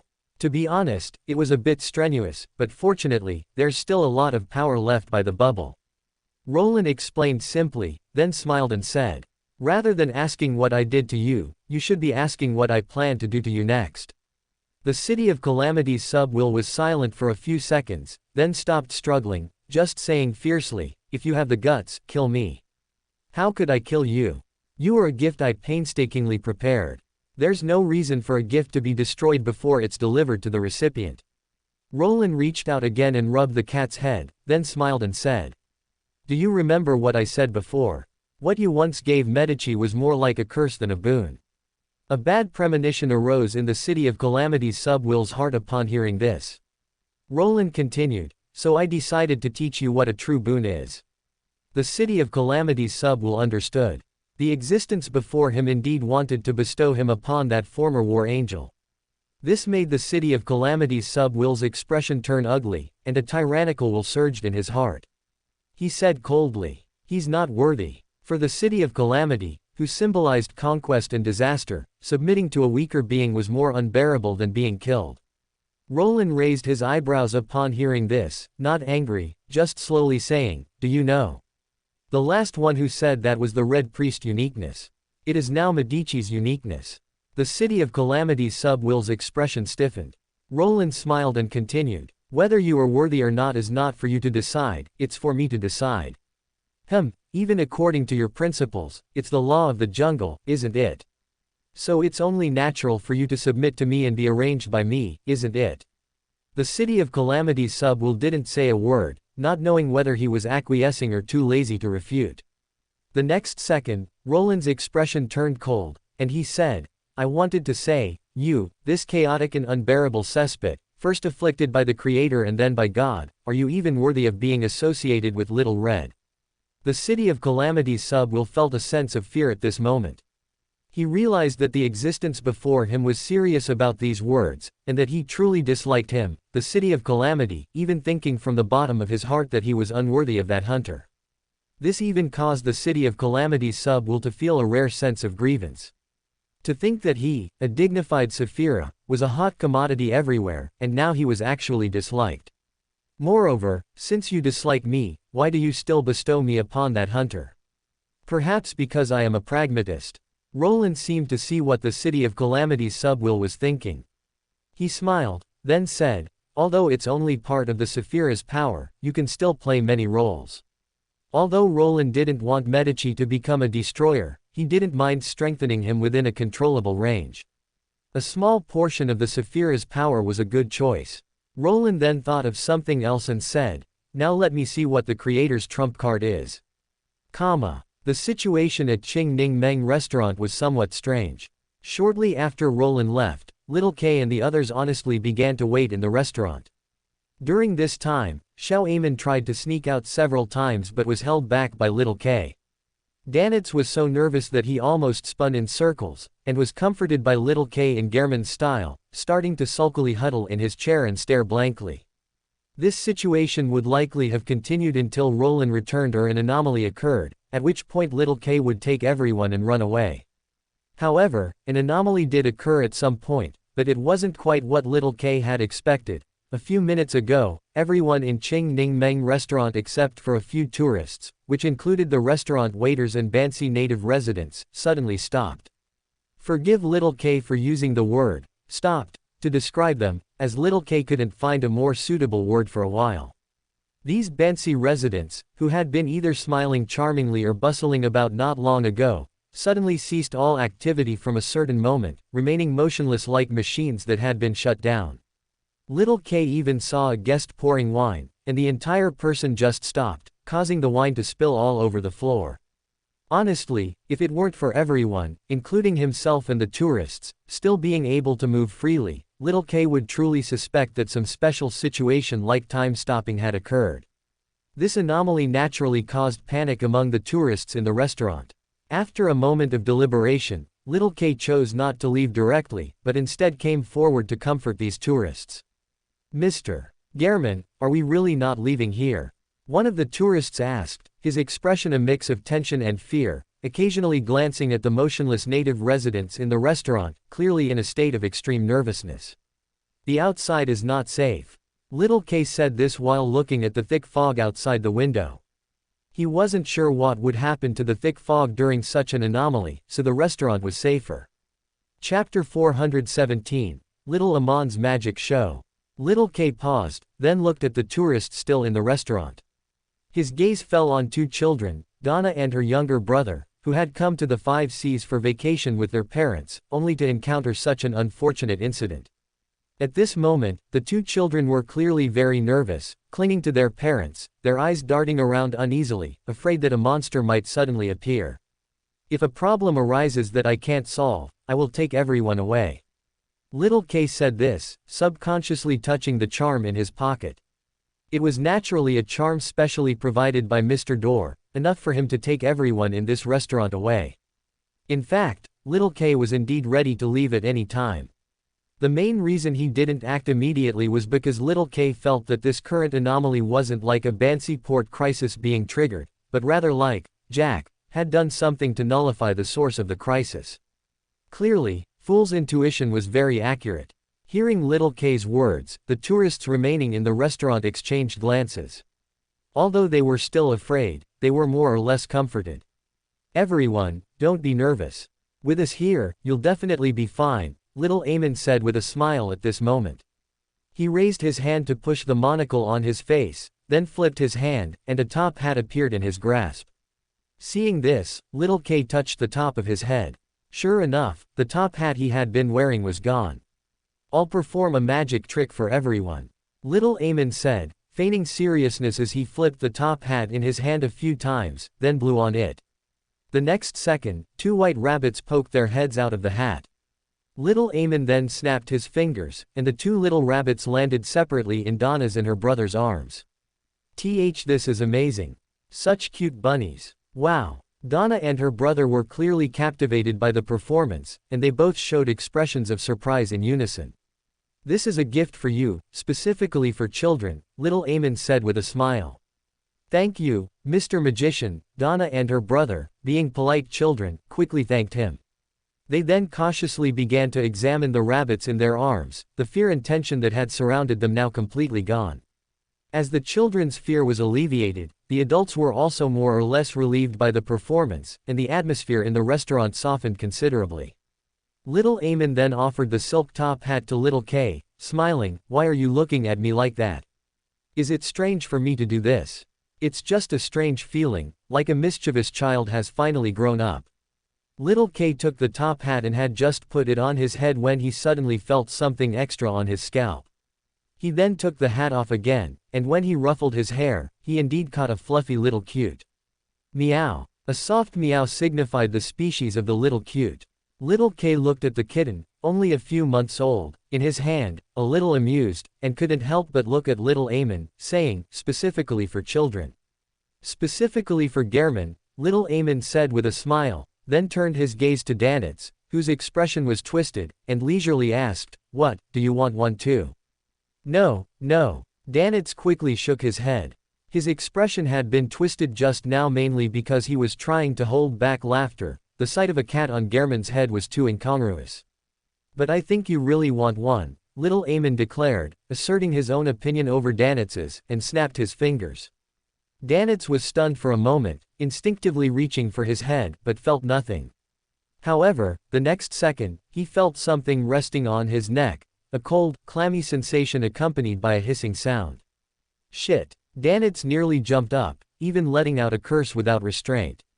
He grabbed the thing on his neck and threw it away. "So irritable, you scared it," little Amon said, looking at Danitz disapprovingly, and caught the small animal he had thrown. Only then did Danitz realize it wasn't the poisonous snake he had imagined, but a lizard, a white lizard that wasn't scary at all, but rather very beautiful. "Stop teasing him," little K said, looking at little Amon disapprovingly. "How am I teasing him? It's just a gift. Don't you think this little cute is very cute?" Little Amon grumbled discontentedly, then showed the white lizard in his hand to little K. Little K was silent for a second. Even though he liked fluffy creatures, he had to admit that it was indeed a very cute lizard. Little Amon then showed the lizard to the 2 children, smiling as he asked, "Children, do you think it looks ugly?" Donna and her brother were clearly not particularly timid children. Although they might have initially felt a slight fear towards reptiles, after looking at it a couple more times, they grew bolder. Donna even spoke directly. "Mr. Magician, can I touch it?" "Of course you can. Don't worry, it doesn't bite and isn't poisonous," little Amon said with a smile. The atmosphere in the restaurant grew increasingly cheerful under these circumstances. When Roland returned after resolving the matter in the City of Calamity, he saw a pile of small animals. "You guys are having a pet party."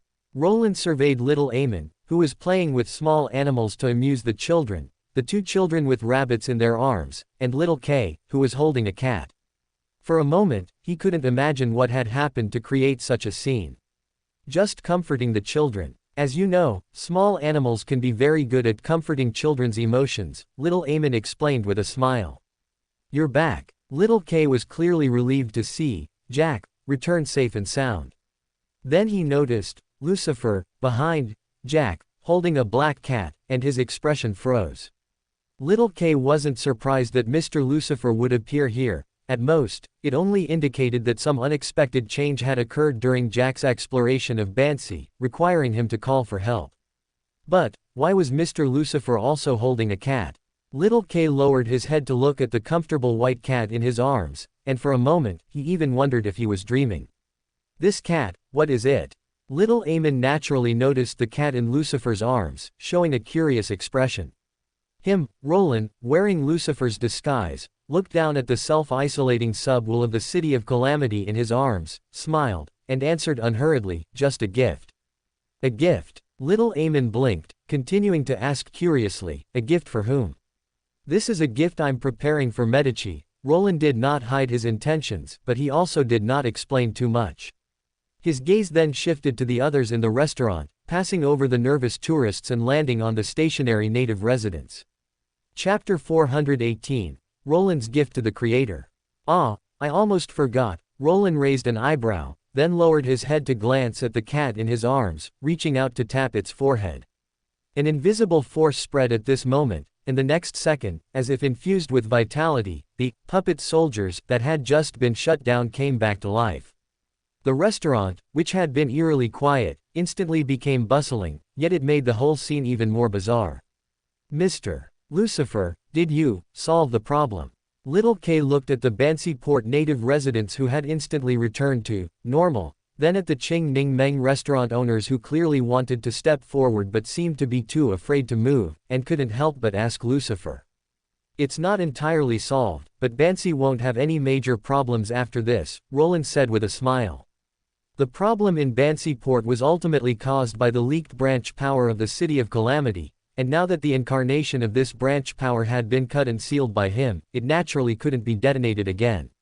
Although Little K didn't know exactly what had happened, he couldn't help but breathe a sigh of relief upon hearing this. He completely trusted Lucifer. Then Little K thought of something else and asked, then, Mr. Lucifer, have you figured out that matter? That matter naturally referred to the Creator's contingency plan for resurrection. Of course. Roland smiled and nodded. As if he thought of something, he chuckled and rubbed the cat's head in his arms, then continued, not only did I figure out that matter, I also left a small surprise. After suppressing the Disaster City faction will, Roland naturally easily explored the intelligence about the Creator's contingency plan. Because the main body of the contingency plan was within the City of Calamity itself, Roland couldn't resolve it. So, after some thought, Roland used the connection between the Disaster City faction will and its main body to leave a big gift package of knowledge. If the original Creator truly revived one day using the contingency plan he left behind, he would gain this knowledge gift package for free and experience what it means for knowledge to be poisonous. Hopefully, there won't be a day when this surprise is needed, Roland thought, his gaze falling back on Little K. He said, I won't disturb your trip. Do well, and remember to call for help if you encounter anything. Okay, Mr. Lucifer. Little K quickly nodded, then saw Lucifer's figure disappear, which made him sigh in relief. He then looked at Jack, who was teasing a lizard. Although he had some doubts, there were still many unrelated people present, so he just said to the tourists, since the matter is resolved, I will now send you back to the cruise ship. Is there anyone who doesn't want to go back? Not a single person spoke up at this moment to say they didn't want to. They had long been terrified by the strange changes in this restaurant, only wishing they could sprout wings and fly back. While Little K was sending the tourists back to the cruise ship, on the other side, Roland had already returned to the numinous Episcopate station with the Disaster City faction will in his arms. You're back. You, Medici's voice trailed off. He clearly sensed something, looking at the cat in Roland's arms in disbelief. Yes, I'm back, and I even brought you a gift, Roland said with a smile, holding the cat high and offering it to Medici. Here, aren't you going to check your gift? What is this? Medici's tone was unusually strained. His tongue pressed against his teeth, and for a moment, he wondered if he was going insane. Otherwise, how could he feel a familiar aura belonging to the City of Calamity from this 2 or 3 month old kitten in front of him? Medici was by no means unfamiliar with the City of Calamity. In fact, for a long time in the past, under the Sun God's command, Medici had been responsible for guarding the branches of the City of Calamity that leaked into the outside world. This was also why he was contaminated by the City of Calamity, and why the Medici family would take root in Bansi port. Haven't you already sensed it? Roland retorted, then stuffed the cat into Medici's hands, smiling. A genuine incarnation of the City of Calamity will, though only the incarnation of the Bansi branch. You know, I was just busy with matters over there, and this is the harvest. Medici found it hard to describe his feelings at this moment.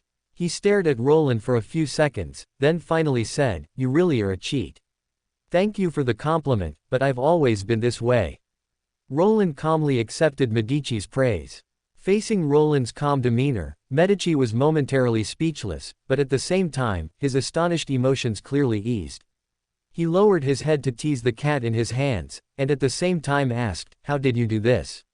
"A little secret of mine." "Ah, he's about to bite you," Roland said with a smile, adding a timely reminder. But the reminder was clearly a bit late, as the cat had already taken a fierce bite out of Medici, though it didn't break his defense. This clearly made the Disaster City faction a bit emotional. He looked at Roland gloomily and said again, "You might as well kill me." "Don't say that, it makes me sound like a bad person, when clearly you're the big bad guy who wants to bring disaster, war, and destruction to the world. Falling to this state can only be said to be your own fault." Roland said with a smile, then looked at Medici and said, "Give me your hand." Medici raised an eyebrow and unhesitatingly extended the hand he controlled.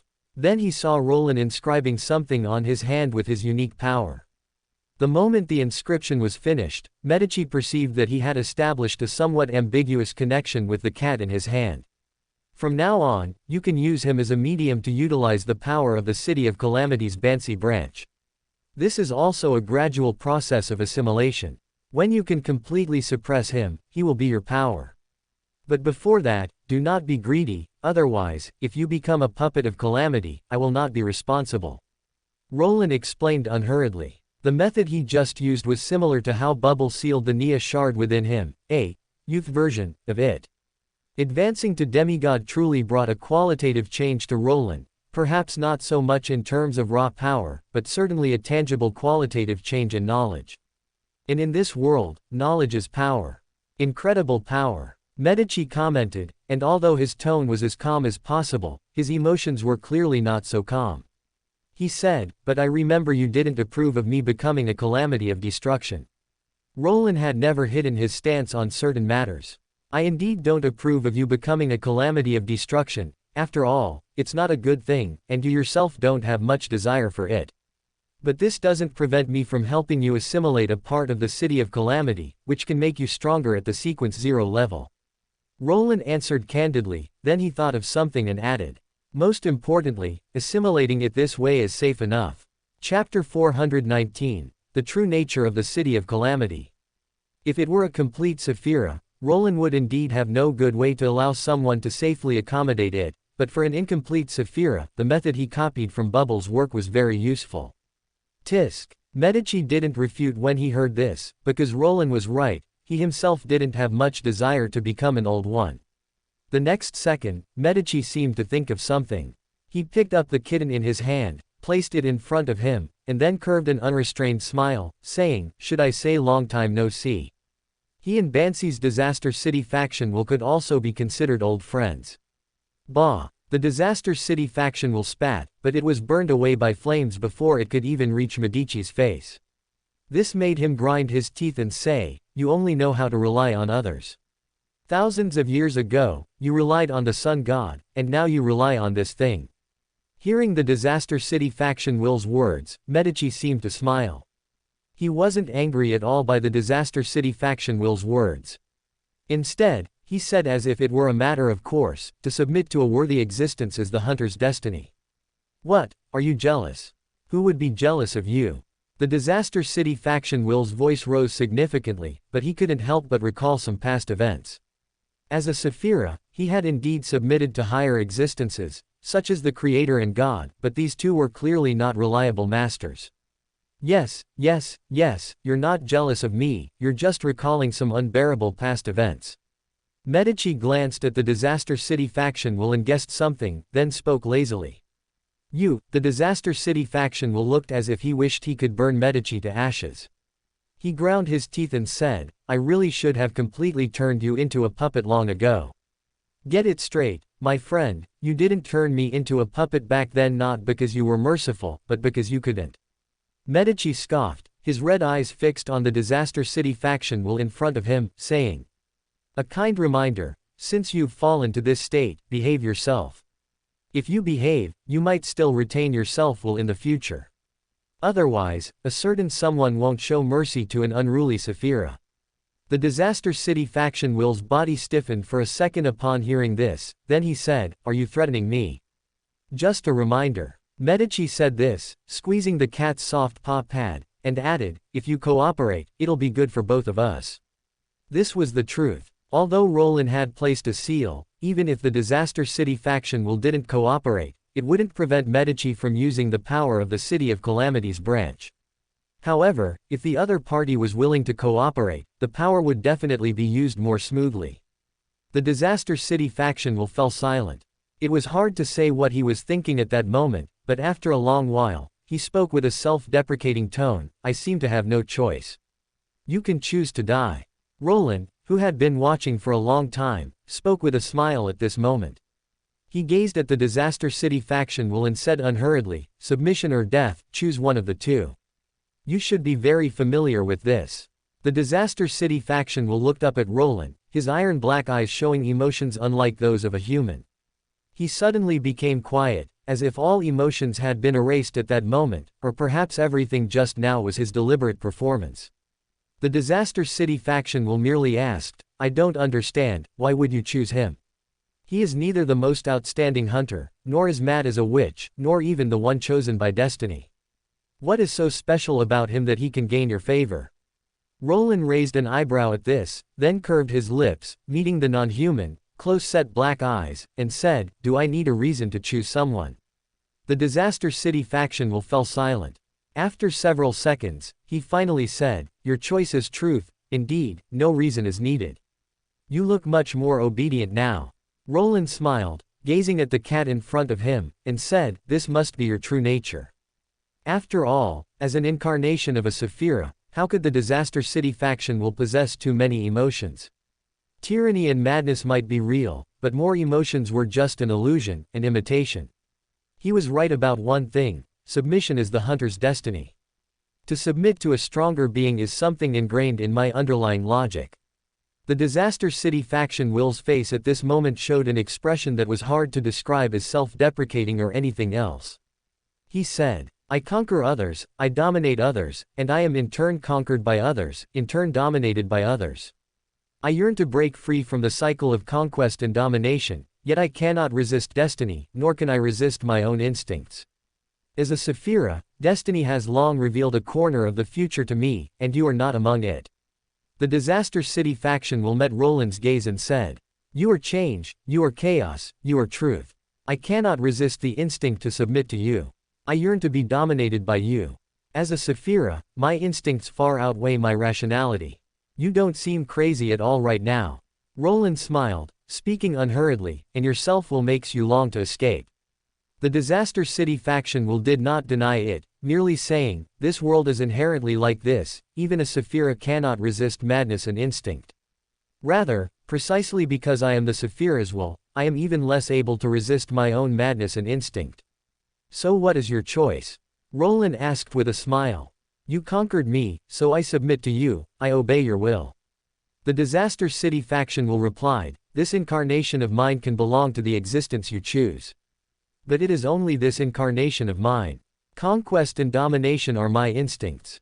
As an incarnation, I can submit to Medici, but if he cannot conquer my main body in the future, then he can only submit to my main body and become a puppet of the City of Calamity, unless.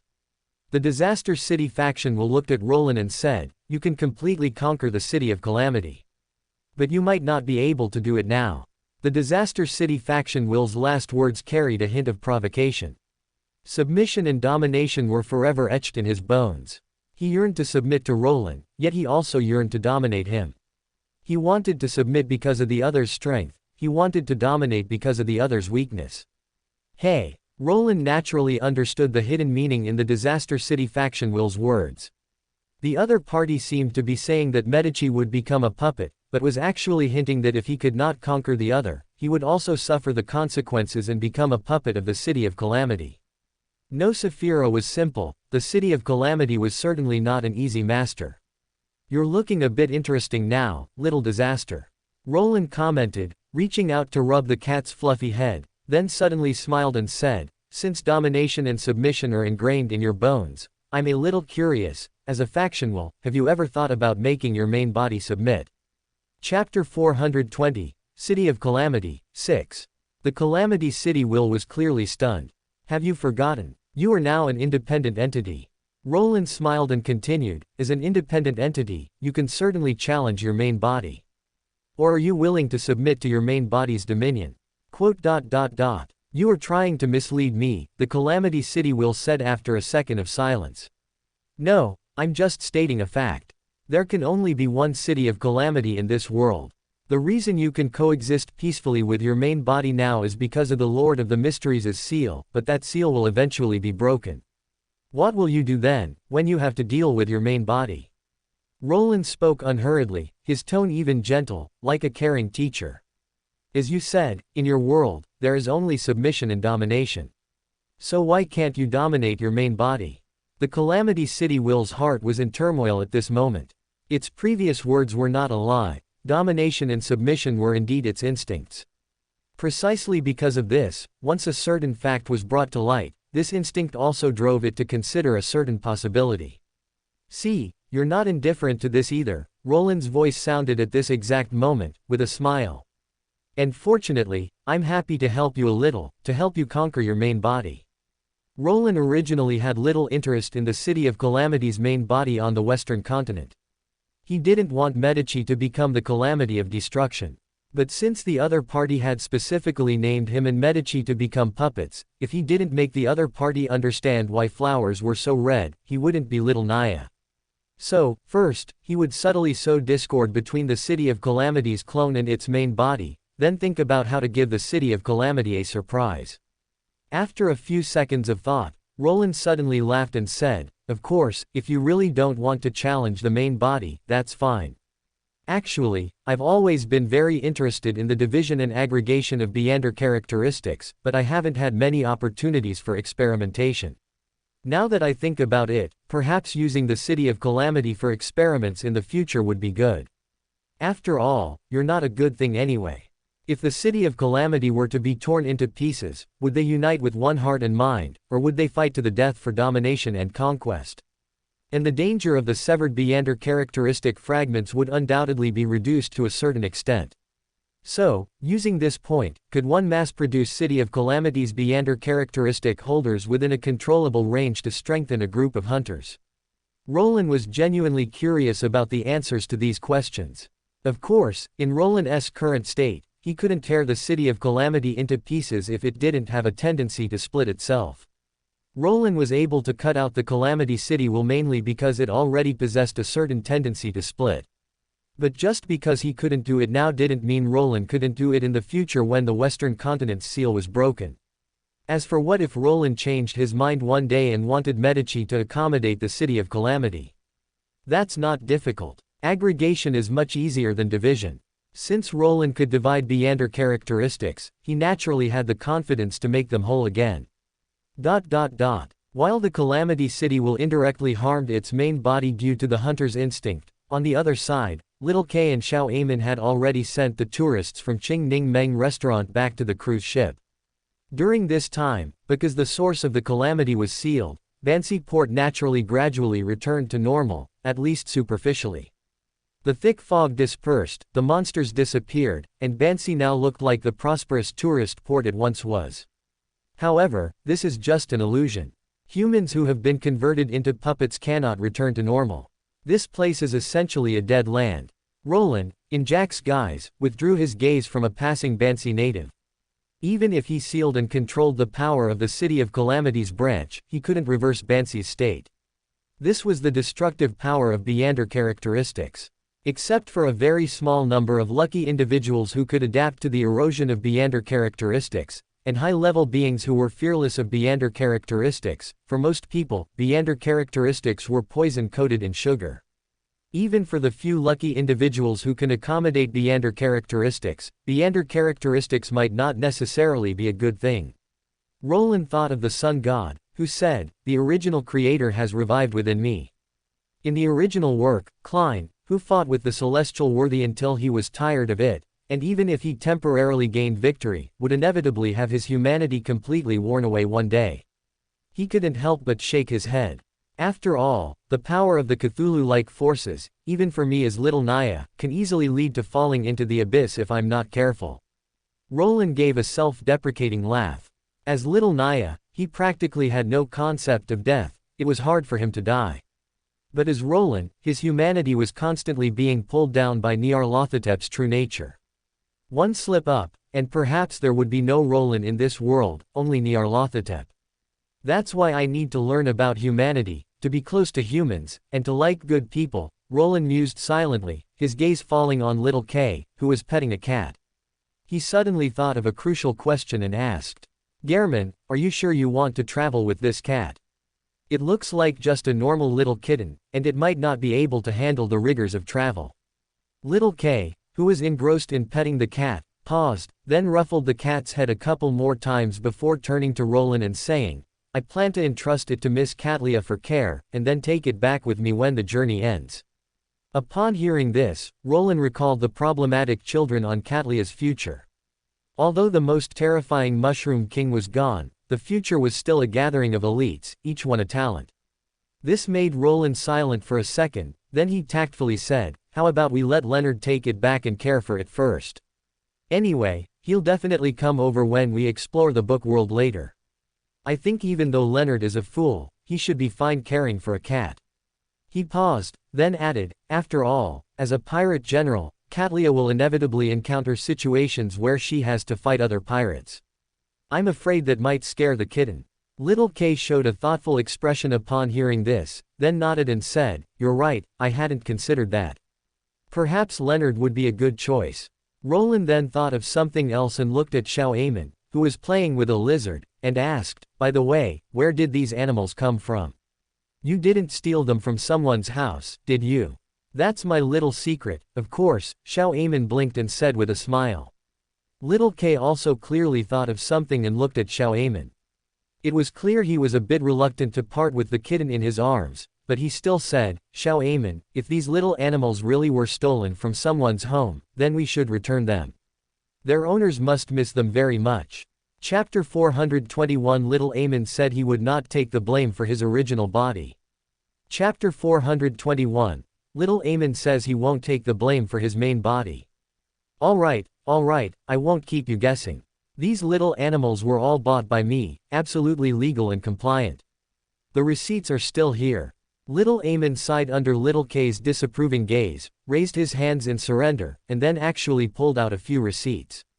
"You actually didn't steal. My youth is over." Roland raised his eyebrows, but upon inspection, he found that these small animals were indeed bought from a pet store. Although there weren't many legitimate pet stores in this era, they did exist. Little Kay naturally also looked at the receipts and visibly breathed a sigh of relief. It was clear that he really liked the cat in his arms. "It's not like I steal everything, okay? No, stealing everything is my main body. Little Amon, I'm a good child," Little Amon grumbled indignantly. "Don't put the blame for the main body on me. I've already made a righteous separation from him. Does Amon know about this?" Little Kay glanced at Little Amon with a strange expression. Roland, however, suddenly noticed a crucial point and looked thoughtfully at Little Amon, saying, "Why are there only rabbits and cats? Where's the receipt for the lizard?" "That's because the lizard wasn't bought by me at a pet store, of course," Little Amon said with a smile, fondling the small lizard in his hand. Roland looked at him, then at the pure white small lizard in his hand, and suddenly thought of a possibility, saying, "You stole him from Adam." "What do you mean I stole? He gave him to me," Little Amon retorted indignantly. "Understood, a surveillance camera, right?" Roland understood. He glanced at the small lizard. Its current demeanor looked like an ordinary lizard, but since it came from Adam, it would likely become intelligent at some point, becoming a tool lizard for Adam's will to descend. Roland didn't care about this. After all, the Adam content in the air of his daily life was too high. If he were to shout a few times into a corner now and Adam's main body suddenly appeared, he wouldn't find it strange. Roland just looked at the small lizard thoughtfully for a few seconds, then suddenly asked, "What does he eat?" "Bugs. Does he eat cockroaches?" Little Amon immediately gave Roland a look that was hard to describe, then fondled the small lizard twice before saying, "He doesn't eat, he lives on air." "Have you ever seen Crow Amon eat small bugs?" "Wow, so energy efficient, just not very compliant with the law of conservation of energy," Roland exclaimed exaggeratedly, feeling a little regretful. He was quite curious if the small lizard really ate small bugs, and if its perception synchronized with Adam, whether he could still maintain his composure. Little K evidently saw what Roland was thinking, and his expression also became somewhat strange for a moment, probably having similar associations. He then lightly coughed, suppressing some strange associations, and curiously looked at the small lizard, asking, "So he's a miniature Mr. Adam. Can he talk?" Because of someone occasionally refreshing from the air, Little K was somewhat familiar with Adam and had long been used to him acting as a camera nearby, so he felt no discomfort at this moment, just pure curiosity. "He's just an ordinary lizard right now, the kind without much brain, but if Adam's will descends, he should be able to speak," Little Amon replied while fondling the small lizard. Little K understood and looked at the small lizard curiously again, but ultimately didn't suggest wanting to fondle him. After all, that would be impolite. Roland had no such scruples and generously raised his hand, saying, "Then can I play with him? He looks so fun." "No." Little Amon refused very straightforwardly. He even looked at Roland seriously and said, "This is my item, you cannot play with him. However, if you like, I can transform a small animal for you." Quite possessive, tisk. Roland shook his head and then said, "Then forget it. He already had one pet. Getting another would be impolite." While the few were chatting, Danitz, who had been timidly following behind them, saw that they seemed to have finished their conversation and finally mustered the courage to speak. "Since you aren't planning to continue exploring Bansi Port, can I go back now?" Danitz admitted that he asked this question with a glimmer of hope. "Of course." Roland looked at him, revealing a cheerful and brilliant smile. As Danitz's mood visibly lifted due to his words, he leisurely added, "You can certainly return to the Golden Dream, but coincidentally, we also have something to discuss with your captain, so perhaps we'll have to trouble you to continue being our tour guide."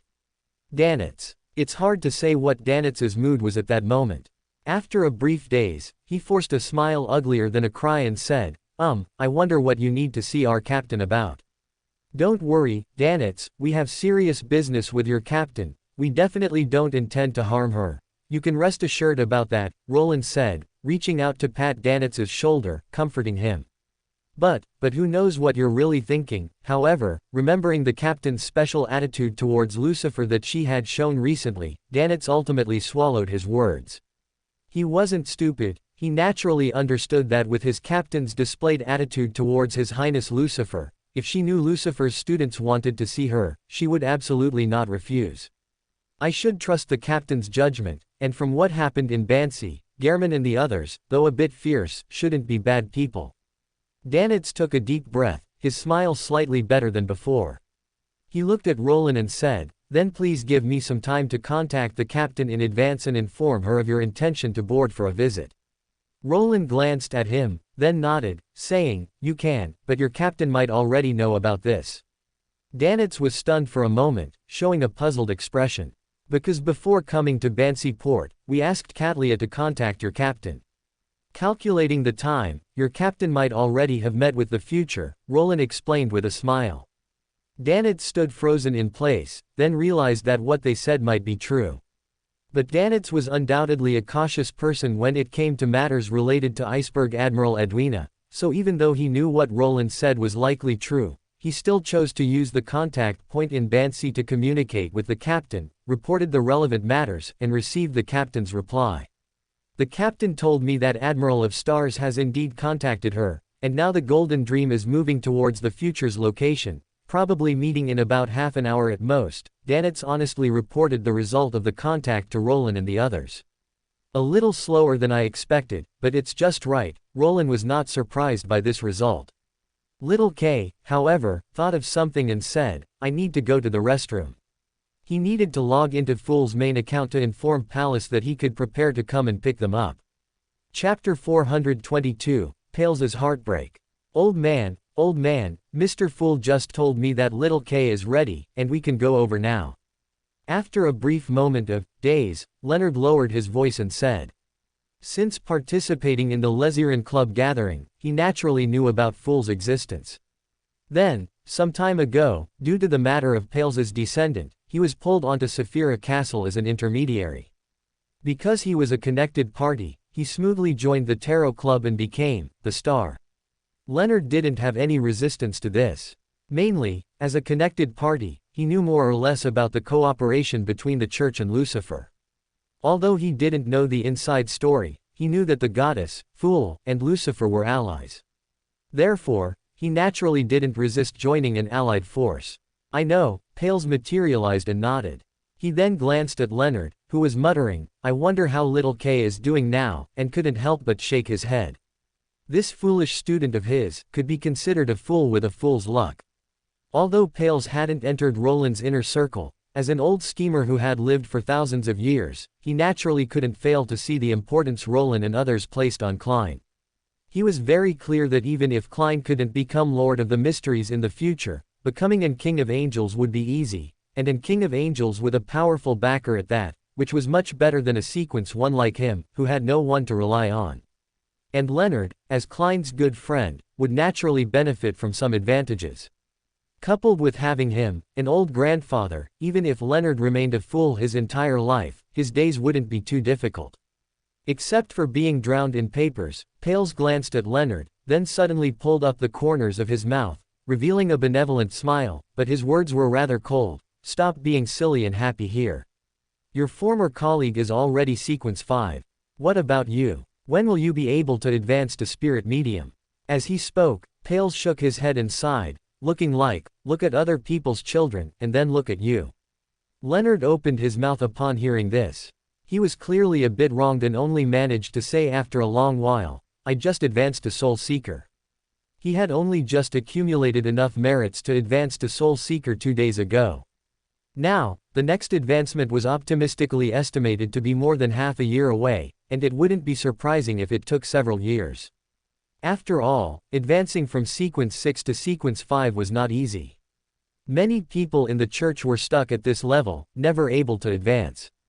It's as if Klein advanced a long time ago. When he was an ordinary person, you were Sequence 8. When he was Sequence 8, you were Sequence 8. Now he's Sequence 5, and you've just reached Sequence 6, sigh. Pales recounted the timeline, and couldn't help but sigh again. Back then, you even told him that the protagonists of 2 eras had met. Now, he truly looks like the protagonist of an era. What about you? He's called Little K now. Leonard first corrected Pales's address for his friend with dissatisfaction, then said, how can I compare to Little K? He's so amazing. I'm just an ordinary person. Although Leonard had fantasized about being the protagonist of an era during his rebellious youth, the harsh reality had long since awakened him to the fact that he was just an ordinary person. And, Leonard protested in a low voice again, at my age, Sequence 6 is already very impressive. He was only in his 20s now, and he was considered a young talent in the church, alright. There weren't many who were more talented than him. Hee hee. Pales sneered twice, then sighed again. His gaze towards Leonard truly held a hint of disappointment, no longer just teasing. Forget it, I know you're foolish, so I really can't expect you to compare to others. Pales shook his head, then said, the key to digesting the Soul Seeker potion is pacifying souls. I wandered around Backland 2 days ago and found several good places. You can go there later and pacify those wandering spirits, which should help you digest the Soul Seeker potion faster. Upon hearing this, Leonard's eyes immediately lit up, and he said, thank you, old man. Then he thought of something else and asked with some confusion, but haven't you been at home reading newspapers these past few days? When did you go out? I'm an angel of the Marauder pathway. Pales almost rolled his eyes and said irritably, even if I don't have avatars all over the world like Amon, I still have avatars. Oh, I guess so. Leonard nodded thoughtfully. It wasn't that he didn't know about the concept of avatars, it was mainly because he saw Pales constantly moving around in front of him, so he subconsciously overlooked the avatar aspect. Alright, get ready, we'll go over in a bit. Pales was too lazy to say more on this issue. He was afraid he'd get angry to death, so he just said, if you have anything you want to bring to Little K, prepare it quickly. Don't tell me you forgot something when we're about to leave. Oh, I'll go prepare now. Leonard quickly ran off to pack his things. Not long ago, he had just visited his newlywed captain and Miss Daly, chatted with them about recent events, and even took a photo together. He also mentioned Little K. The captain was very concerned about Little K's current situation and specifically asked him to bring a letter to him. Leonard naturally wanted to take this opportunity to bring the letter, and also pack some local specialties he had bought during his missions in various places to bring to Little K and share his experiences with his friend. While Leonard was busily packing his things, Roland and the others had returned to Future. Future looked largely the same as when they left, except for 2 additional people. Captain, you're here so soon. Danitz looked at Admiral Edwina, Iceberg Admiral, who was conversing with Katlia, and immediately rushed over. Then his gaze fell on another figure beside her, and he couldn't help but widen his eyes and frown, saying, Anderson, why are you here? That's right, the 2 extra people on Future were Admiral Edwina, Iceberg Admiral, and Anderson, the strongest bounty hunter in the Fog Sea. If you can be here, why can't I be here? Anderson smiled provocatively at Danitz, then said, you should be glad it's me accompanying your captain to Future. At least I'm not your love rival. If it were someone else, tisk. As he spoke, Anderson shook his head, looking as if to say, then you'd be miserable. Who knows if you're my love rival, you even pulled the captain's hair. Danitz gritted his teeth. He was still somewhat wary of Anderson, after all, although in literary stories, childhood sweethearts often lose to newcomers, in reality, there are simply too many cases where childhood sweethearts end up together. Haha. I see wariness, jealousy, and stereotypes in your eyes. Save it, kid. Instead of being wary of me, you might as well be wary of the person behind you. Anderson first spoke to Danitz, then his gaze fell on Roland, saying, friend, you're a bit too handsome. Is that face real? Chapter 423, Hunters will be caught by Roland. Upon hearing this, Roland also looked at Anderson, and couldn't help but sigh in his heart. As expected of a hunter, they truly know how to talk, inheriting it from their lineage. I now believe that hunters all have a bit of luck on them, Roland suddenly said with a sigh. I've lived this long without being beaten to death, and luck certainly played a part, but mainly it's because I'm quite good at running away. Anderson naturally understood Roland's hidden meaning and immediately showed a triumphant smile, saying, I thought you'd say you were good at fighting. Roland glanced at the sword in his hand. That was a weapon forged from the characteristics of a Sequence 5 Reaper from the Hunter pathway. Coupled with Anderson himself being a Reaper, it could be said that he had achieved a certain level of extremity in the domain of attack. Of course, being able to fight is indeed one of my strengths, Anderson nodded, clearly showing no embarrassment. I can tell, he's good material for a marionette, Roland said, then suddenly elbowed Little K next to him, instigating, Little K, aren't you currently short on marionettes? I think a Reaper is very good, he perfectly makes up for your lack of output. Little K glanced at Roland somewhat helplessly. Of course, he wouldn't be so insane as to turn Anderson into a marionette, that would go against his principles. But thinking of Anderson's recent sharp tongue, Little K looked at Anderson after a moment of thought, scrutinizing him up and down with a critical gaze, then said in a stern tone, not bad. I also think a Reaper is a good choice. Amon nodded repeatedly from the side, his expression eager as he said, it just so happens that I'm very familiar with the hunter's abilities. Thanks to his daily self-destructive tendencies, even without the main body's memories, Amon still gained rich experience from being beaten by hunters, so it could be said that he couldn't be more familiar with this pathway. Hey, friend, you're joking, right? Anderson looked left and right, chuckling dryly while gripping the greatsword in his hand. He could sense that the few people in front of him were not simple. If you provoke again, this won't be a joke, Little K glanced at Anderson and said coldly. All right, I apologize for my previous rudeness, but I really can't be blamed. It's just that this guy is too handsome. Anderson was clearly an interesting person, saying without a second of hesitation. Thank you for the compliment. Roland wasn't really angry, he wasn't someone who could be easily provoked. He had just been deliberately trying to scare Anderson. However, Roland was also not a very magnanimous person, so after Anderson visibly sighed in relief, Roland slowly said, Anderson, do you know, I'm actually quite familiar with the God of knowledge and wisdom. After all, he is my teacher's ally. I even visited his divine kingdom last time. I must say, he is truly a very knowledgeable deity, I learned a lot from him.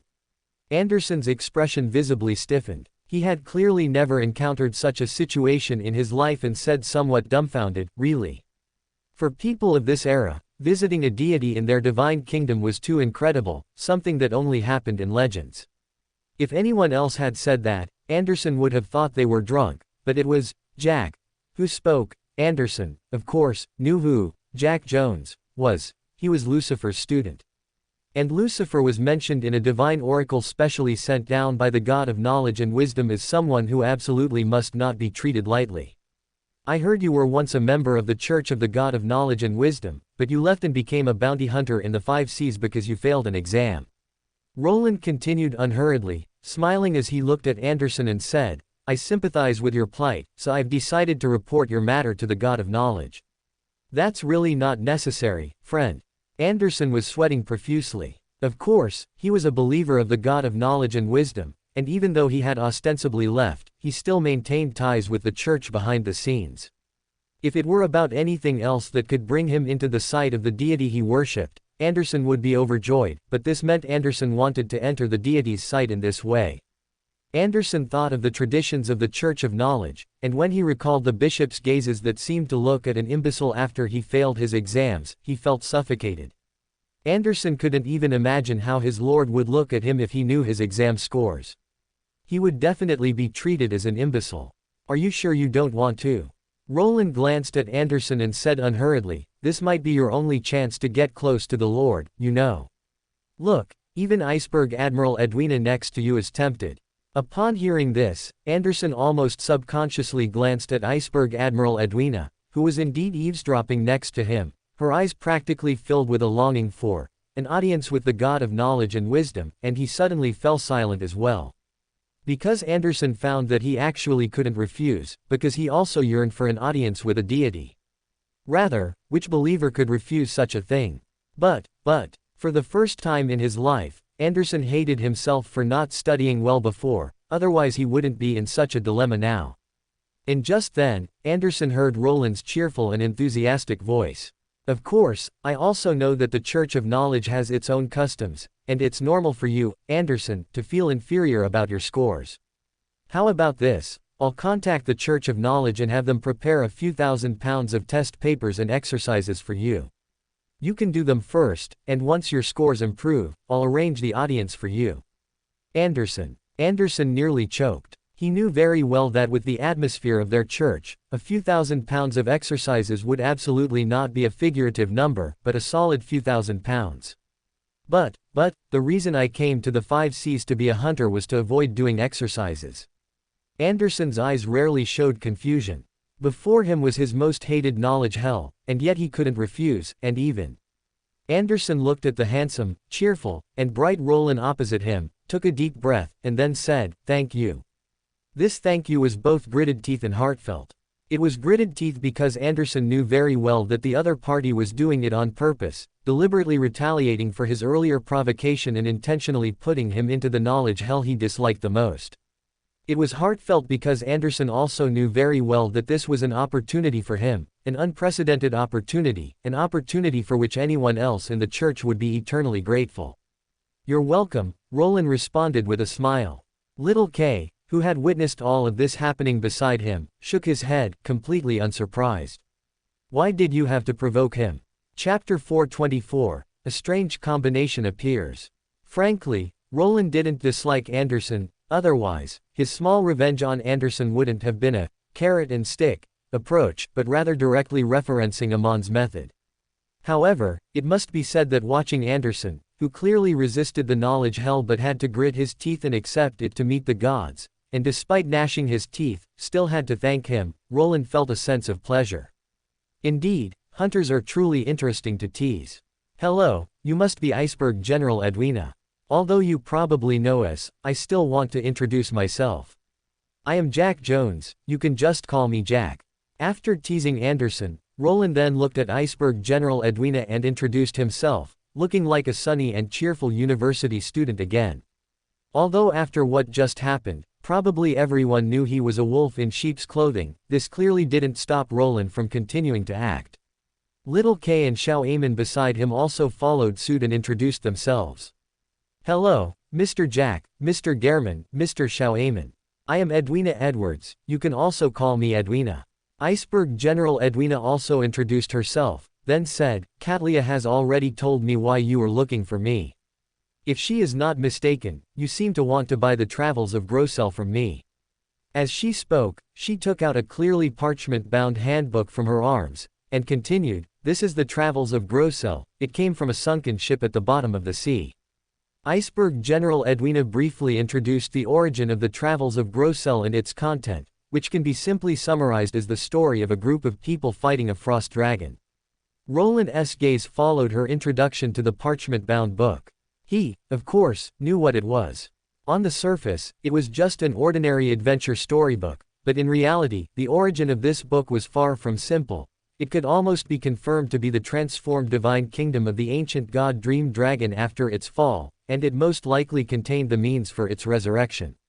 Roland didn't really have any thoughts about the Dream Dragon, but he wanted to study this book to see if he could get some inspiration for resurrecting the sun god from it. After introducing the book's origin and content, Iceberg General Edwina looked at Roland and said, I can sell it to you at a very cheap price, but I hope to get an answer from you. I want to know what secret it truly hides. This is a puzzle that has troubled me for many years. Roland was not surprised to hear this. With Heribergen's oracle as a foundation, Iceberg General Edwina could not refuse their proposed transaction, and Edwina herself was undoubtedly a genuine seeker of knowledge, with a great thirst for various types of knowledge, so she would naturally want to know the secret of the Travels of Grossel. Roland just smiled and said, I can tell you the secret of this book, and I can even take you to experience it firsthand. Iceberg General Edwina was visibly stunned, then she showed a thoughtful expression. After a few seconds, she hesitantly said, so there is a special space within this book. She didn't come to this conclusion casually, mainly because the Travels of Grossel itself was quite special. Although its material indicated it was a book made over 3,000 years ago, the characters in the stories it contained were from various eras of later generations. This basically meant that if the book wasn't a prophecy book, then it was a book that devoured people, because it had eaten the owners of books from various eras into itself, thus forming such a peculiar story. You can be bolder, perhaps it's a kingdom. Roland smiled and took the Travels of Grossel from Iceberg General Edwina's hand. After casually flipping to a page, his fingertip touched the page, and a subtle power permeated into it. A few seconds later, Roland retracted his hand, holding something that looked like a key between his fingers.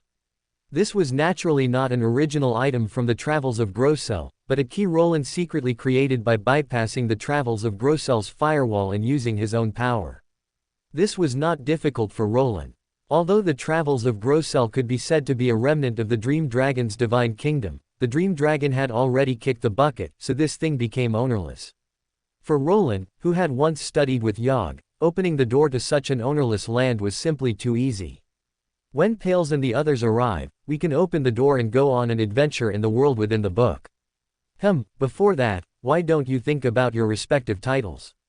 After all, characters in adventure stories all need a resounding title, Roland suggested, closing the book unhurriedly while looking at the others. I know this one. Xiao Amon immediately raised his hand enthusiastically and said, I'll be called Time Angel. Haven't you already cut ties with your main body, Justice? Little K looked at Xiao Amon with a subtle expression. No problem. Although I've cut ties with my main body, I am still Time Angel. Xiao Amon looked at Little K in confusion, seemingly not understanding what conflict there was between the two. Little K's mouth twitched, and for a moment, he didn't know how to refute. Could he say that Amon wasn't Time Angel? But it seemed he really could be. Don't dwell on this, you still don't know Amon, do you? He's just like that. Roland patted Little K's shoulder and asked, why don't you think of a resounding title for yourself first? How about Strongest Adventurer? Whatever you say. Little K shook his head somewhat helplessly. He clearly didn't care much about this, and just casually asked, what about you? Ah. Roland hesitated for a second, pinching his chin, and said, sunny and cheerful university student.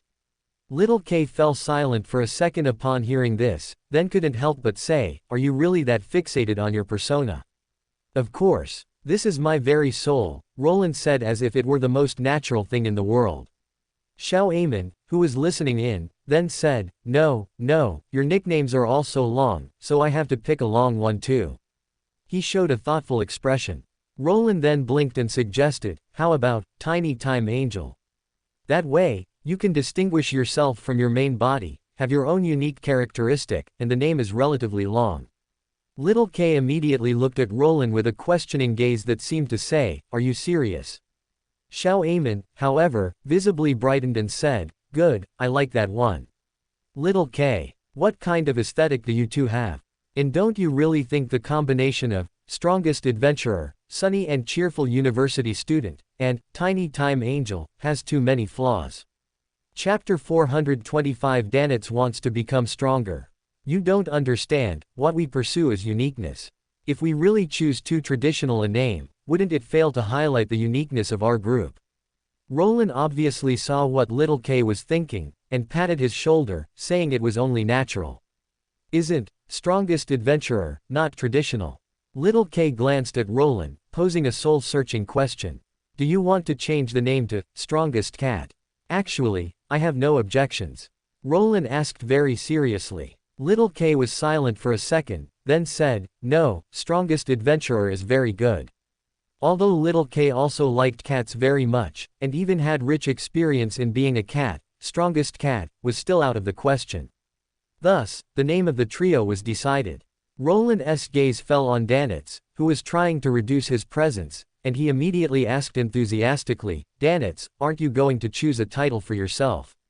Ah. Danitz was visibly stunned. He raised his hand and pointed to himself, then belatedly widened his eyes and asked, wait, do I also have to go to this so-called book world? Otherwise. Roland looked at him in confusion. But I'm only sequence 7, I'm very useless, and I'll drag you down. Danitz tried to struggle. Roland, however, had already walked beside him at some point. Hearing this, he patted his shoulder and said with a bright smile, it's okay, we can protect you, and precisely because you're only sequence 7, you should go and broaden your horizons. Otherwise, how can you become a man worthy of your captain? Danitz's face turned red. He nervously looked at Iceberg General Edwina, and seeing that she had no special reaction, he breathed a sigh of relief, then felt a bit disappointed. Roland continued, aren't you collecting the potion ingredients for Conspirer? Coincidentally, I happen to have a main ingredient for Conspirer. If you come with us on this adventure, for the sake of our life and death friendship, I can sell it to you cheaper. This was not a lie. Roland really did have the main ingredient for the Conspirer potion. After all, even without mentioning the extra hunter pathway characteristics Medici had, just taking over the Rose School of Thought meant their treasury contained relevant characteristics. Danitz was clearly conflicted upon hearing this. He looked at Roland, then at Iceberg General Edwina, and asked in a low voice, do you really have the main ingredient for the Conspirer potion? Wait, let me look. Roland rummaged through his pockets for a while, then took out a pendant and dangled it in front of Danitz, saying, this is a magical item made from a Conspirer characteristic. You can hold onto it as collateral for now, and I'll exchange it for the corresponding characteristic later. If you don't recognize it, you can ask your captain to appraise it. To ensure the smooth sailing of his alt account, Jack Jones had brought quite a few good things with him. Danitz's eyes widened immediately. He then swallowed, looking at the pendant in Roland's hand, not daring to reach for it. Instead, he quickly shook his head and said, no need, I believe you. He then seemed to take a deep breath and said, I'll go to the book world with you. Very good, then you'll be called Red Maid. Roland patted Danitz's shoulder with satisfaction and said, Just then, more guests arrived. Two figures appeared on the future, accompanied by changes in the spirit world. It was Pales and Leonard. Little K, cough, Gehrman. Jack, Little Amon, good evening. Leonard truly lived up to his reputation as a self-detonating truck expert. Upon seeing Little K, he blurted out his true name with a shout. Only after it slipped out did he realize the other party was in a disguise, and quickly corrected himself. Good evening, Leonard. Little K was clearly long accustomed to his former colleague's unreliability. Though a little helpless, he wasn't angry. Little K then looked at Pales, took off his top hat, placed it on his chest, and bowed slightly, saying, "Good evening, Pales." "Good evening, Gehrman." Pales smiled and nodded in response, his smile very benevolent. Then his gaze fell on Little Amon.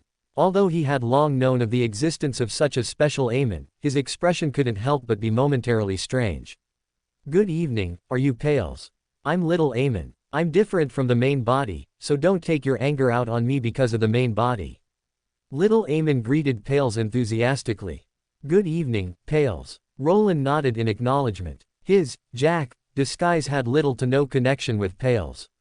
After everyone greeted each other, they began to discuss serious matters. "Teacher should have already told you about the situation. Mobit Zoroaster is in this book." Roland handed the Travels of Grossel to Pales, and while speaking, glanced at Iceberg General Edwina beside him, saying, "It comes from the Dream Dragon. It should be what the ancient god's divine kingdom transformed into after his fall, and most likely hides his resurrection contingency." Iceberg General Edwina's eyes widened slightly at this moment, clearly not expecting such a small book to have such a grand origin. Pales, however, was much calmer. He took the book and looked at it for a few moments. Even with his knowledge, he couldn't help but be a little amazed at this moment, saying, "Ancient gods, indeed none of them are simple." Although he had not experienced that era, he had read various records about it and naturally knew how glorious the ancient gods once were in the second epic. After all, they were overlords who once ruled an era, so naturally, they aren't simple. Roland chuckled, then continued. "Of course, none of that matters. What matters is that several people in the book, including Mobit Zoroaster, have stayed in the book for too long and have long exhausted their lifespans. Before leaving the book, because of the Dream Dragon's ability, they could still maintain their original appearance. But once they leave this book, they will inevitably turn into withered bones." In the original work, after Klein completed the adventure with the people in the book, ended the story, left the book world, and returned to reality, Mobit Zoroaster and the others turned into white bones for this reason. "I understand. I will solve this problem, but it will take some time. How about you give me one night?" Pales clearly had anticipated this. After all, with the exception of special cases like the Blood Race, most low and mid-sequence Beyonders do not have long lifespans. The Marauder pathway is also like this. If Mobit Zoroaster had not advanced to a demigod, he would have died of old age long ago. So, even if he lived until now due to special circumstances, it was clearly not without a price. In this crazy world, there are no good things without a price. Of course. Roland nodded. He could probably guess what Pales would do. Angels of the Marauder pathway can steal others' lifespans, and if they can steal lifespans, they can naturally bestow them. So he simply said, "Don't target innocent people, that's the bottom line." As for those who were extremely wicked, Roland didn't care. "Don't worry, this old man isn't that low class. I'm not Amon." Pales clearly had a good idea in his heart, or rather, he was not the kind of existence who would casually target innocent people to begin with, otherwise he wouldn't be called the conscience of the Marauder pathway. For more thrilling fanfiction stories like this, check out my channel Fanfic Audiobook. Dive into epic adventures, mysterious realms, and legendary journeys brought to life through immersive storytelling. Don't forget to like, share, and subscribe for more amazing audiobooks.